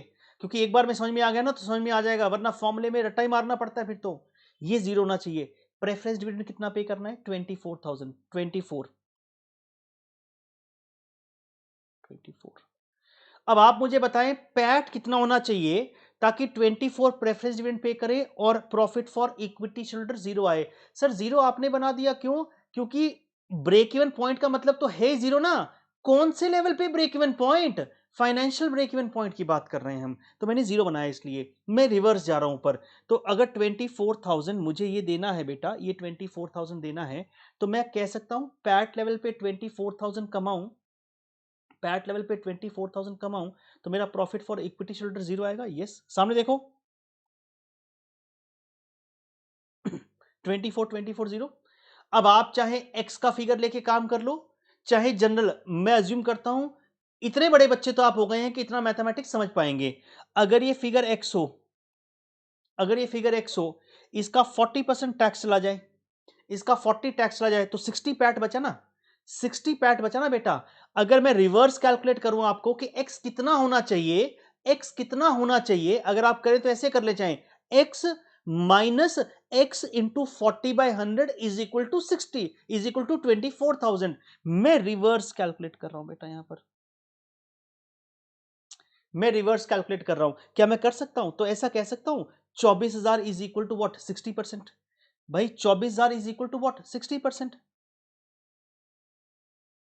तो क्या मैं ईबीटी निकाल सकता हूं?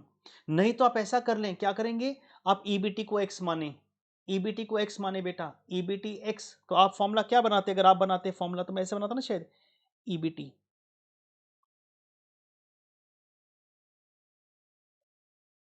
इंटू 0.4 कर रहा हूं। इंटू 0.4 क्यों? ईबीटी पे 40% tax is equal to what, is equal to what, 24,000 आना चाहिए ना, 24।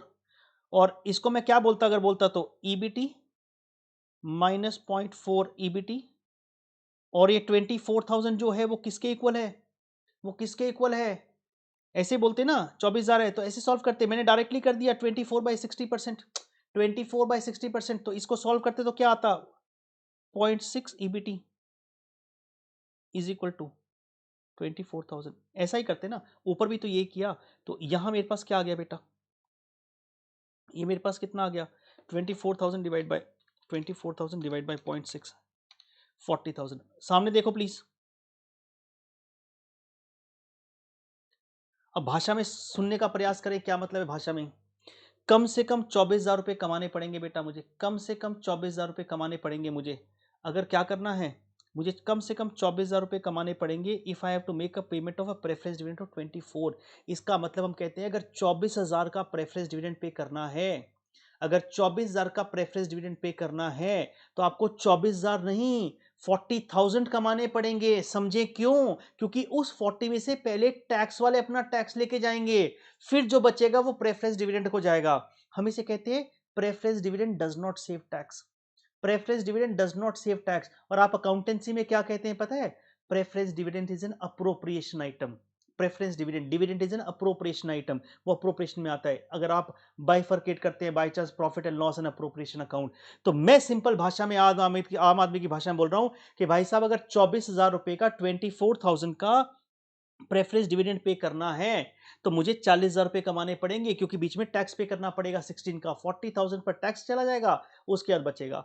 अच्छा अब मैं पूरा कंप्लीट कर लूं पहले अपने पास, तो इसका मतलब मैं अगर शॉर्टकट करता, इंटरेस्ट को हटा दे एक बार, इंटरेस्ट को मत काउंट करें, सिर्फ प्रेफरेंस डिविडेंड, तो मैं क्या कहता कि अगर बेटा मेरा ये प्रेफरेंस डिविडेंड है 24,000, तो मुझे कम से कम कितने कमाने पड़ेंगे, आप फॉर्मूले में से भी सॉल्व करते तो क्या निकल के आता बेटा, यही तो निकल के आता आपका EBT is equal to, EBT is equal to 24,000 divide by what 0.6, और ये 24,000 कुछ भी नहीं है, ये पता है क्या है, ये 24,000 जो है वो क्या है, प्रेफरेंस डिविडेंड। तो मेरा फॉर्मूला बन जाता प्रेफरेंस डिविडेंड, और 0.6 को मैं ऐसा भी तो लिख सकता हूं 1 माइनस 0.4, सामने देखो 1 माइनस 0.4 मेरा फॉर्मूला बन जाएगा। बेसिकली मैं क्या कहना चाहता हूं, अगर मैं इसी चीज को ऐसा लिखता, इसी चीज को, तो क्या गलत लिखता, मैं फॉर्मूला लिखवा दूंगा एंड में, सिर्फ रफ में देख रहा हूं, इसको देखें कि ये बन जाता मेरा सर ईबीटी इंटू 1 माइनस 0.4, आप ऐसे लिखते ना मैथमेटिकली, इसको 24,000 के बराबर होना चाहिए, which is as good as what, preference dividend. तो मेरा ईबीटी का जो फॉर्मूला बनता है ना, ईबीटी ये बनता है फाइनेंशियल ब्रेक इवन पॉइंट भी कह सकते हो इसे, preference dividend divide by 1 minus T. तो ये इसी तरह बना, आप देखें ये कितना आया, अगर मैं रफली पुट करता, तो ये तो मैं बड़ा करके दिखा रहा हूं आपको कि रिवर्स कैलकुलेट करेंगे तो कैसे जाएंगे, बट सिंपल तरीके से करते हुए कहते हैं preference dividend divide by 1 minus T. मैं इसे टेक्निकली कहता हूं ग्रॉसिंग अप, इसे ग्रॉसिंग अप भी कहता हूं। सर ग्रॉसिंग अप क्यों, ग्रॉसिंग अप इसलिए कहा जाता है कि अगर मुझे 24,000 डिविडेंड देना हो तो 24,000 कमाने से काम नहीं चलेगा, मुझे इतना कमाना पड़ेगा कि ताकि मैं टैक्स का पेमेंट भी कर पाऊं। बट सर आपको तो ईबीआईटी निकालना था ना, आपने तो ईबीटी निकाला, कोई बात नहीं, मैंने ईबीटी निकाला ना, अब मुझे अगर ईबीआईटी निकालना हो तो क्या करूंगा, ईबीआईटी निकालना हो तो क्या करूंगा, यहां इंटरेस्ट भी दिया था मैंने 40,000, मैं ये 40,000 इंटरेस्ट भी लिख दूंगा। इसका मतलब अब ध्यान से मेरी बात को सुनना, उसके बाद मैं आपको टाइम साथ साथ कॉपी करते रहना, सुनते सुनते करना हो तो, ये रफ वर्क किया है मैंने, फॉर्मूला तो मैं क्रिएट कर दूंगा अभी। मुझे 40,000 इंटरेस्ट का पेमेंट करना है, मुझे 40,000 इंटरेस्ट का पेमेंट करना है, और 24,000 प्रेफरेंस डिविडेंड का पेमेंट करना है, तो मैं 64,000 कमाऊंगा तो मेरा काम नहीं चलेगा। आप बना के देख लें, 64 में से 40 गए क्या, इंटरेस्ट 24, 24 में से टैक्स पे कर दोगे तो आप प्रेफरेंस डिविडेंड को 24 पे नहीं कर पाओगे। हमारा जो कुल मिला के मुद्दा निकला ना, कुल मिला के फाइनेंशियल ब्रेक इवन पॉइंट का मतलब है इंटरेस्ट की पेमेंट करनी है, इंटरेस्ट क्योंकि टैक्स से पहले आता है, तो इंटरेस्ट 40,000 देना है, तो इंटरेस्ट के लिए 40,000 कमाएंगे तो भी चल जाएगा। इंटरेस्ट पहले आता ना टैक्स से, टैक्स डिपार्टमेंट कहता है इंटरेस्ट का पेमेंट कर दो, प्रॉफिट है तो हमें पेमेंट करो वरना हमें पेमेंट मत करो। तो हम कहते हैं इंटरेस्ट का पेमेंट करना है, इंटरेस्ट का अगर उसके बाद कुछ बच जाए तो ठीक है, ना बचे तो कोई दिक्कत नहीं है, लेकिन प्रेफरेंस डिविडेंड का पेमेंट करने के लिए, प्रेफरेंस डिविडेंड का आप कॉपी करते जाए, जो रफ कॉपी करना है बेटा आपको, प्रेफरेंस डिविडेंड का पेमेंट करने के लिए I have to make sure that I earn first to make payment of tax and then payment of preference dividend.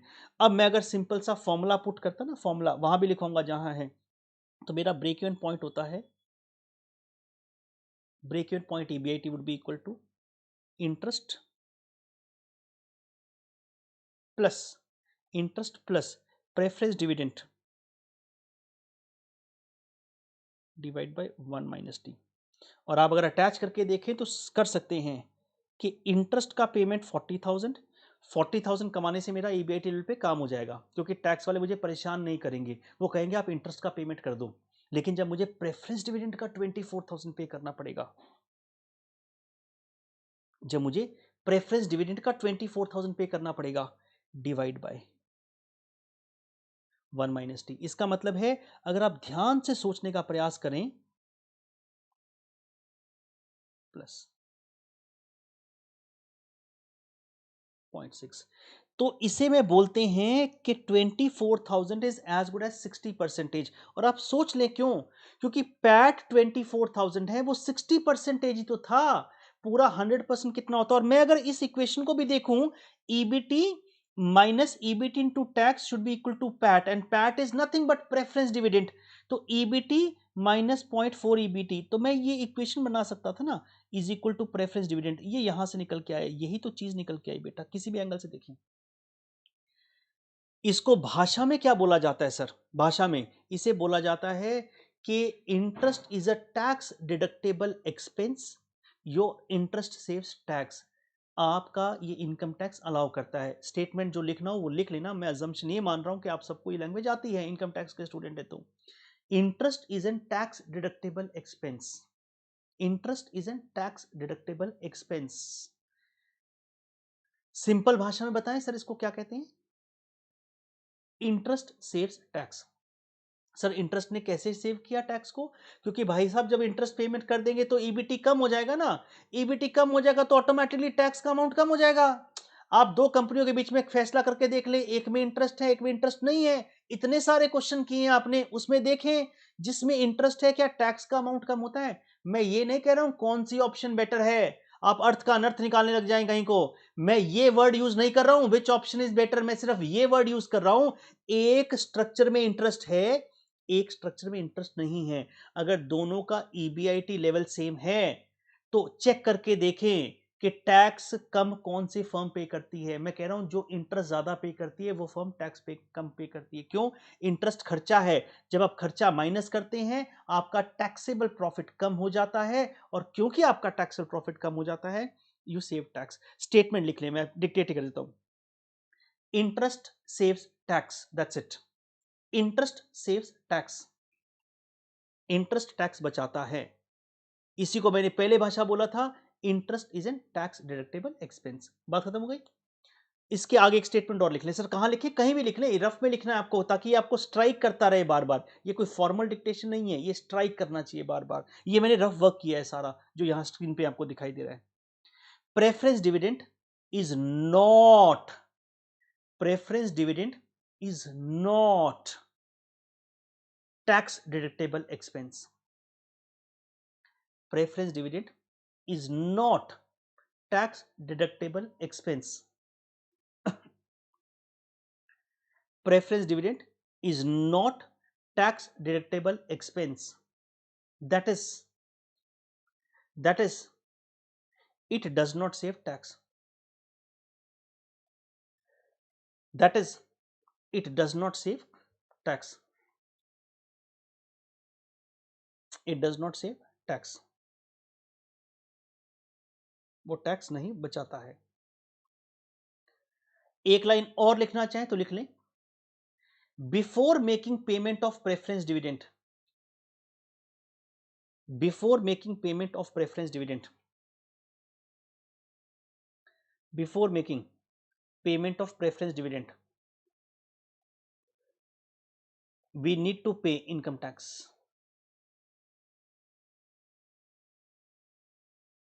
Before making payment of preference dividend, we need to pay income tax.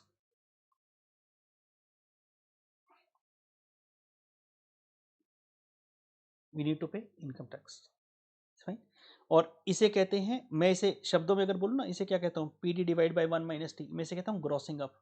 Grossing up मतलब अगर मुझे preference dividend का payment करना है तो पहले मुझे किसका पेमेंट करना पड़ेगा बेटा, I have to make a payment for income tax. ये सारा रफ वर्क किया था, ये नहीं भी करो तो भी चलेगा, ये नहीं भी करो, मैं छोड़ देता हूँ। सिर्फ सिंपल सा ये जो फॉर्मूला ऐसा बनाया ना, ये समझाने के लिए बनाया क्या था। ये तो वीडियो वैसे भी आपके पास अवेलेबल होगा, कभी देख लेना, आगे पीछे करना हो कॉपी आपको तो कर लीजिएगा यहाँ से। ये रफ वर्क किया था, मेरे लिए इंपॉर्टेंट ये था कि मुझे कितना पैसा कमाना पड़ेगा। तो इसका मतलब सर अगर मैं फॉर्मूले पुट करूँ तो इसका ये आंसर पूरा क्या आ गया इसी क्वेश्चन का, इंटरेस्ट का 40,000 पेमेंट करना है तो 40,000 कमाना पड़ेगा, और प्रेफरेंस डिविडेंड का 24,000 पे करना है तो उसके लिए एडिशनल 40 कमाना पड़ेगा।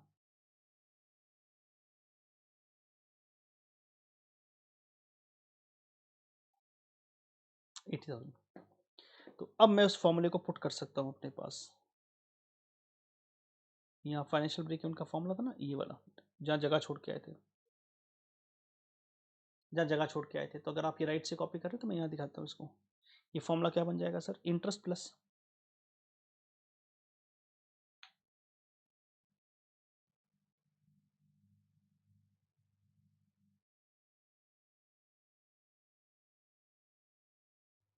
Interest plus preference dividend divide by 1 minus T. Sir अगर प्रेफरेंस डिविडेंड ना हो तो सिर्फ इंटरेस्ट आ जाएगा, अगर इंटरेस्ट ना हो तो preference dividend divide by 1 minus T आ जाएगा। उससे तो क्या फर्क पड़ेगा। 1 मिनट के लिए मैं आपको स्क्रीन दिखा देता हूँ, ये आप जो कॉपी करना है कर लीजिएगा बेटा। हाँ, फिर हम क्वेश्चन की प्रैक्टिस करते हैं।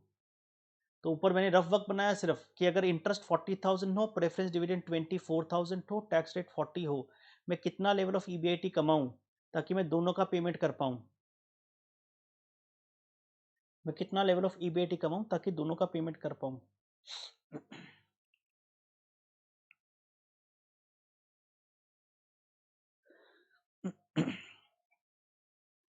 एक क्वेश्चन के साथ प्रैक्टिस करेंगे बेटा।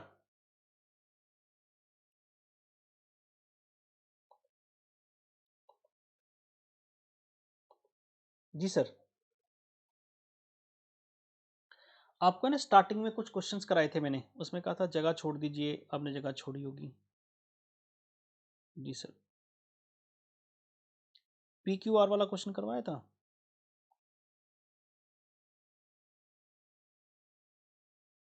ये ना पी क्यू आर। अब देखिए जरा सेकंड पार्ट क्या कहता है। Second part financial break even point, ही देखो second part financial break even point.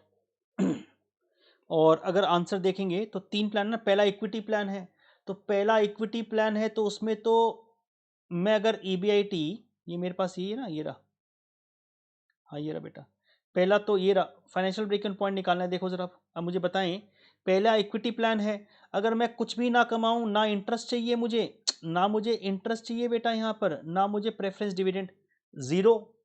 Formula है मेरा interest plus preference dividend divide by 1 minus T. तो पहले वाले में ना तो इंटरेस्ट है ना प्रेफरेंस डिविडेंड है, जीरो।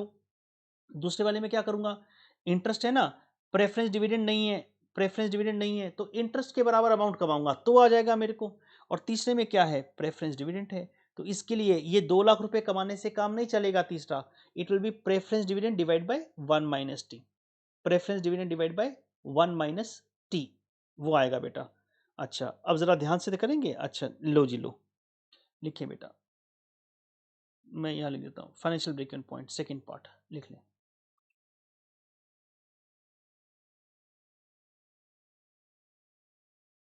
फॉर्मूला लिख लेना पूरा पूरा।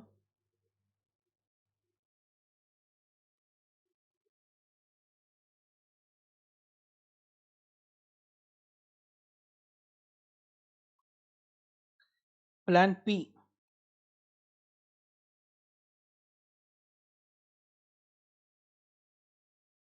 अब प्लान पी में ना तो इंटरेस्ट है ना प्रेफरेंस डिविडेंड है,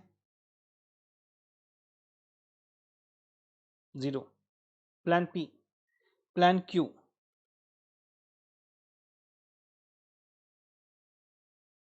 प्लान क्यू, क्यू में इंटरेस्ट था ना, क्यू में इंटरेस्ट है ₹2 लाख।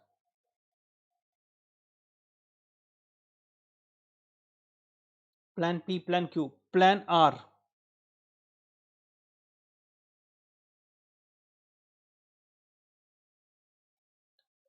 प्लान आर, और प्लान आर में क्या आएगा, प्रेफरेंस डिविडेंड है ना।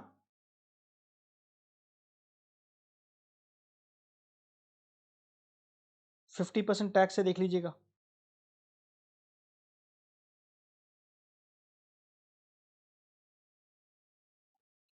इसका मतलब है ईबीआईटी लेवल पर 0 आए तो भी चलेगा, ईबीआईटी लेवल पर 2 लाख कम से कम कमाने पड़ेंगे तब आपका ब्रेक इवन आता है, ईबीआईटी लेवल पर 4 लाख कमाने पड़ेंगे तब फाइनेंशियल ब्रेक इवन पॉइंट आता है, तब फाइनेंशियल ब्रेक इवन पॉइंट आता है बेटा।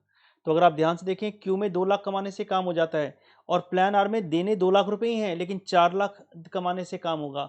तो क्यू बेटर है, इसे हम कहते हैं क्यू डोमिनेट करता है आर को, क्यू डोमिनेट करता है आर को, क्योंकि क्यू में दो देने से काम हो जाएगा, लेकिन प्लान आर में पी को तो छोड़ दो ना, पी में तो ना तो कोई इंटरेस्ट ना प्रेफरेंस डिविडेंड है, पी को तो छोड़ दो। क्यू और आर की बात अगर करता तो वैसे भी देखो क्यू का ईपीएस बढ़िया आया होगा, अगर आप देखें यहाँ से ध्यान से देखें जो मैं आपको कह रहा था, ये देखो ना, अगर देखें आपको एक स्टेटमेंट लिखवा है ना, इंटरेस्ट सेव्स टैक्स। अब मैं इसको हाईलाइट कर रहा हूँ बेटा, देखो हाईलाइट कर रहा हूँ, ये देखो यहाँ कितना टैक्स आया है, सिर्फ 8 लाख, बाकी में 9 लाख टैक्स आया है, बाकी में 9 लाख टैक्स आया है। क्यों? इंटरेस्ट था यहाँ पर। सर इंटरेस्ट खर्चा भी तो है, ठीक है ना, खर्चा है लेकिन खर्चा टैक्स बचा रहा है, मेरा उद्देश्य है खर्चा टैक्स बचा रहा है, दैट्स इट। फेवरेबल अनफेवरेबल भी अब तक हम देख चुके हैं, हम फेवरेबल और अनफेवरेबल भी देख चुके हैं, तो उसकी तो बहस करने की जरूरत ही नहीं है हमको। तो ये इंटरेस्ट खर्चा बचा रहा है, और अगर आप देखेंगे इसका ईपीएस भी बेटर आ रहा था, इसे हम कहते हैं इसका ईपीएस भी बेटा बेटर आ था।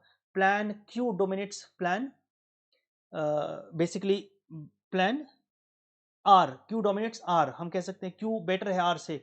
फाइनेंशियल कॉस्ट अगर बियर करनी है तो क्या मैं प्रेफरेंस डिविडेंड की बियर करूं या मैं इंटरेस्ट की करूं, I will bear the interest cost. मेरी बात को समझ गए क्या कह रहा हूं?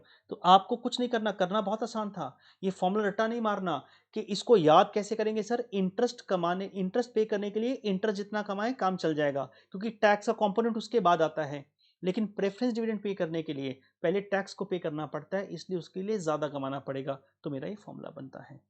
लास्ट पार्ट देख ले बेटा इसका, यस सर, ये था last part. Compute the EBIT range among the plans for indifference, तो इसमें कुछ बोला नहीं है तो क्या करेंगे, पी क्यू का निकाल लेंगे, पी और आर के बीच में निकाल लेंगे, और क्यू और आर के बीच में 3 इंडिफरेंस पॉइंट निकालने, प्रैक्टिस करनी है बेसिकली। तो ईबीआईटी रेंज उसके कहते हैं indicate if any of the plans dominate, वो तो हमने लिख ही लिया है, क्यू डोमिनेट, मतलब क्यू में क्यू का जो ब्रेक इवन पॉइंट है वो भी जल्दी आ रहा है, इसका मतलब है कि क्यू 2 लाख रुपए कमाने से काम हो जाएगा, और जो आपके पास आर है उसमें 4 लाख कमाने से काम होता है, जबकि पेमेंट 2 लाख का ही करना है, टैक्स का खर्चा लगेगा। तो हमने लिख ही दिया था ईपीएस बेटर था, दैट क्यू डोमिनेट्स दैट, तो इसका आंसर लिख चुके थे। तो तेजी से 3 इंडिफरेंस पॉइंट निकालें, प्रैक्टिस हो जाएगी, इसमें भी एक सुंदर पॉइंट निकलेगा, अभी देखना। मैं निकालूं इंडिफरेंस पॉइंट, यस सर। आए बेटा मैं ऊपर से करना स्टार्ट करता हूँ, यहाँ से लिखता हूँ। Third part, indifference point between P and Q निकाल लेंगे पहले।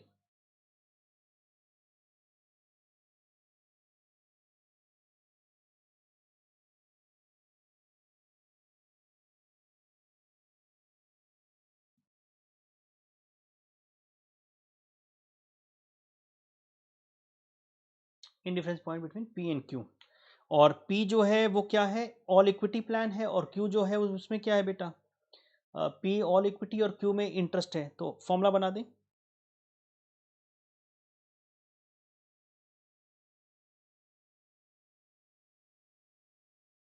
मैंने नीचे एनपी लिख रहा हूं, एनपीपी का मतलब number of shares in P,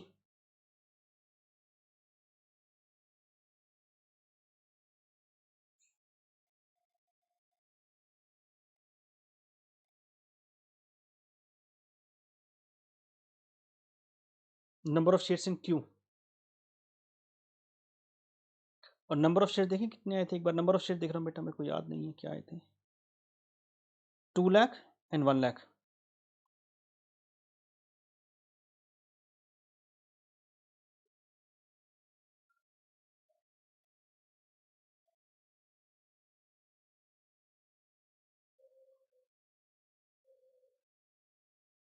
interest 2 lakh था बेटा।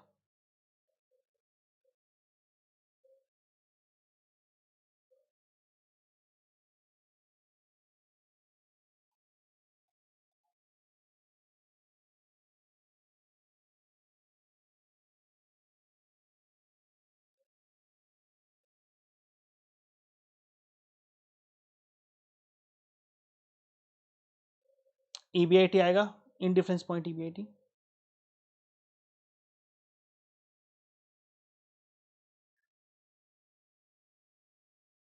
4 लाख।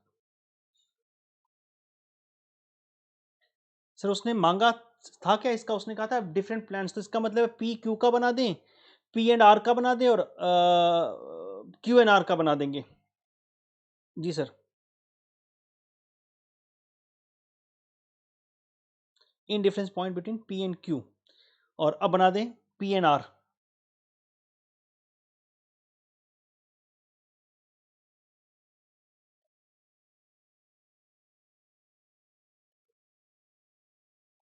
पी और आर में क्या आएगा बेटा, पी में इक्विटी प्लान है, आर में प्रेफरेंस डिविडेंड है, तो 1 - T कटेगा नहीं, ध्यान रखना।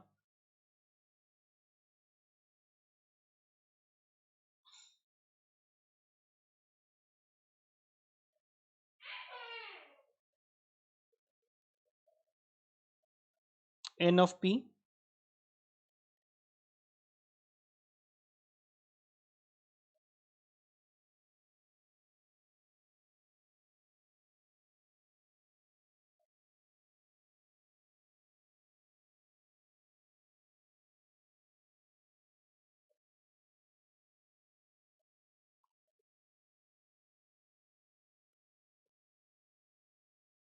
और टैक्स रेट 50% था, मैं डायरेक्टली इंटू 0.5 कर रहा हूँ बेटा, टैक्स रेट 50 था, 1 - 0.5 मैं डायरेक्टली एक, सर पूरा कर दो, लो पूरा करता हूँ बेटा।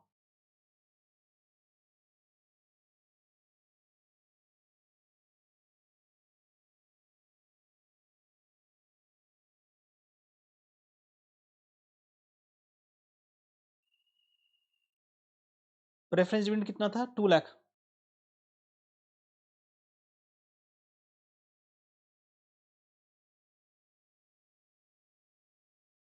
टू बच जाएगा, इसे सॉल्व करेंगे तो क्या आएगा सर, ये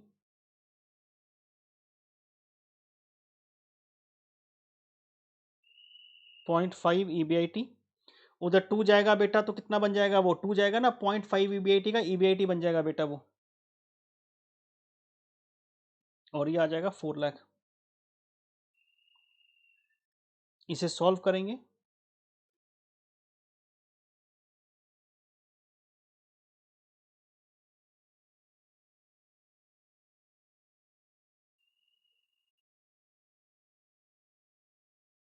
ये EBIT आ जाएगा बेटा, कितना आएगा, 8 लाख।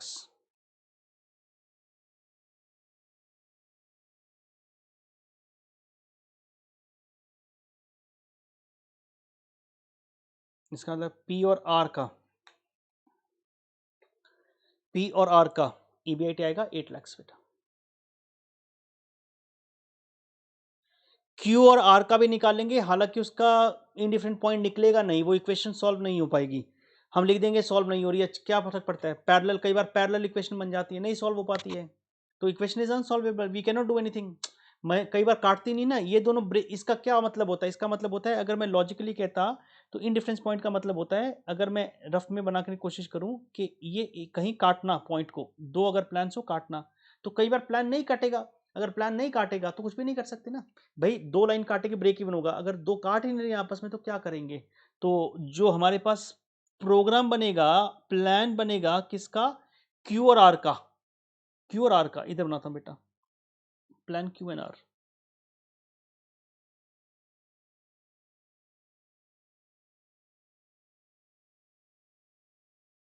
क्यू एंड आर लिखे बेटा, ये क्या आ जाएगा, EBIT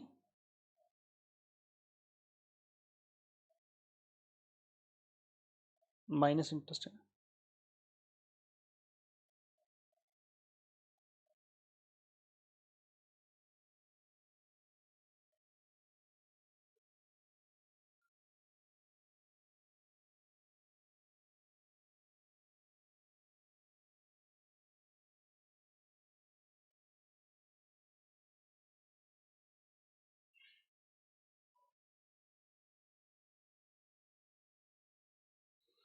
क्यू एंड आर, तो ये क्या बनेगा बेटा, EBIT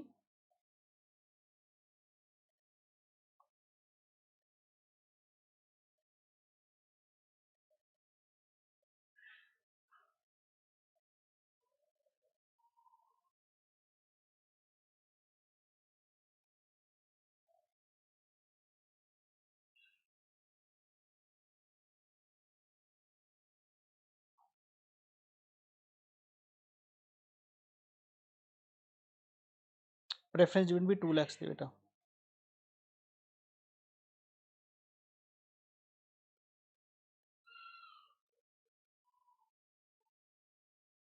अब आप इसे सॉल्व करने की कोशिश करें बेटा, अगर इसे सॉल्व करें तो क्या आएगा ये 0.5 EBIT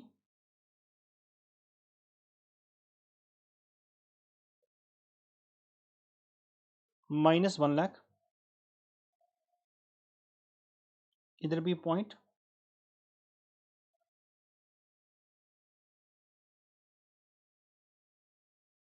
ये इक्वेशन सॉल्व नहीं हो सकती बेटा।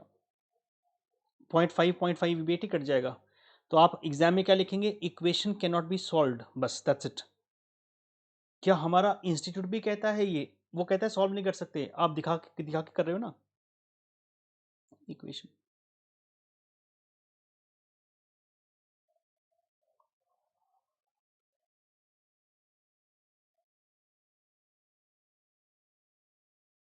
और इन दोनों में से कौन सा प्लान बेटर था, सोच के बताएं बेटा। इन दोनों में से बेटा कौन सा प्लान बेटर था, सोच के बताएं।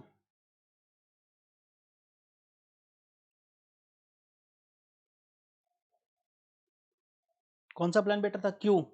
तो उसने जो पूछा ना विच प्लान डोमिनेट्स, तो उसमें लिख दीजिएगा, उससे पूछा है विच प्लान डोमिनेट्स, तो वो क्यू और आर की बात कर रहा है क्योंकि सॉल्व नहीं हो रहा है यहाँ पर। वैसे क्यू का ईपीएस हाईएस्ट भी था, तो आप लिख देंगे। फाइनेंशियल प्रपोजल किसका बेटर है, फाइनेंशियल प्रपोजल अगर बात करूं क्यू और आर में, तो नीचे लिख दें बेटा।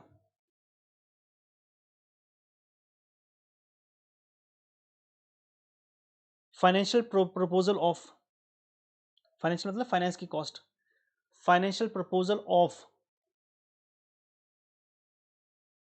Q dominates proposal are.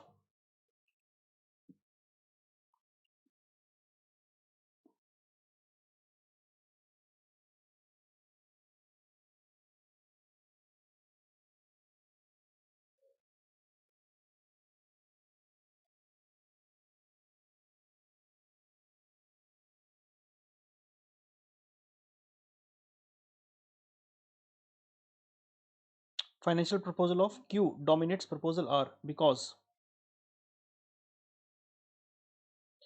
EPS highest है पहला, तो EPS of Q is better then,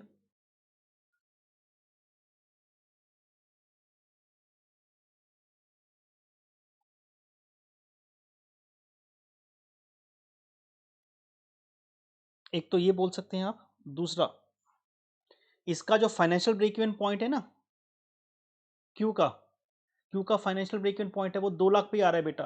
the financial break even point of Q is only ₹2 lakh.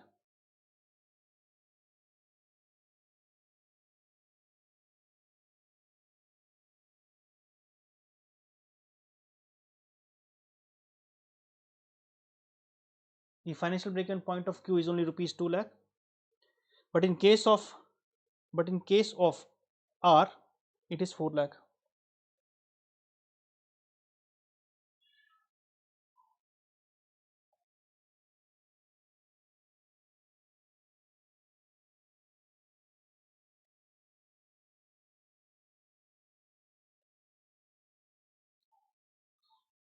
Sir इसका क्या मतलब हुआ, आप बताएं क्या मतलब बेटा।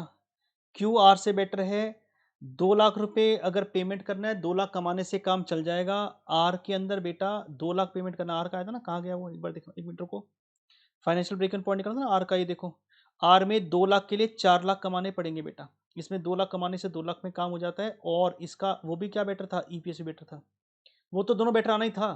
EPS of Q is better, the break even point of Q is only 2 lakh, whereas but in case of R is ₹4 lakh, that comes out। तो ये इक्वेशन सॉल्व होती नहीं है बेटा। हाँ जी।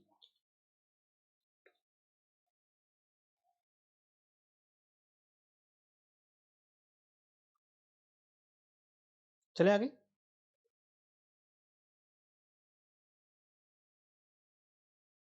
चल सकते हैं, यस। अगले 2 क्वेश्चन जो हैं आपके पास गणपति और वो आप कर लेंगे ना अपने आप,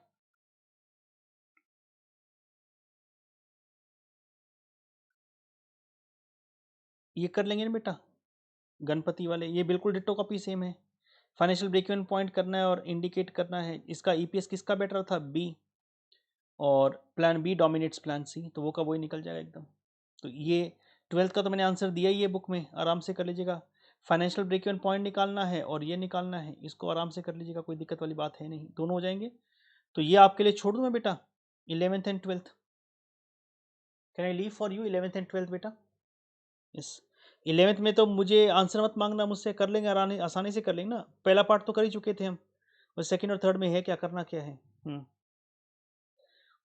कुछ नहीं करना है बेटा, बस break even financial break even point निकालना। आपका जो कॉस्ट वो निकाला होगा ना आपने इंडिफरेंस पॉइंट, तो जो इंटरेस्ट की कॉस्ट आ रही होगी, एक में सिर्फ इंटरेस्ट कॉस्ट आएगा, एक में जीरो आ जाएगा।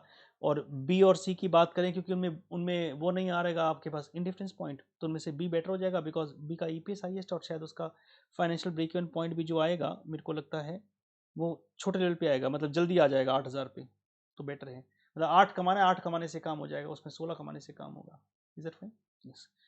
तो 11th और 12th आप अपने आप ट्राई कर लीजिएगा, 12th का आंसर दिया अपने आप कीजिएगा, फिर आंसर को चेक कर लीजिएगा बेटा। जी सर, यही वाइंड अप कर लेंगे आज। ये सर, एक मार्केट रिलेटेड मुझे कुछ काम कराना था, उसको अगले सेशन में देख लेंगे, बिकॉज इट्स इंपॉर्टेंट पार्ट, तो उसको अगले सेशन में देखेंगे, मतलब एक नए सिरे से स्टार्ट करेंगे उसको। जी sir, take care and bye bye.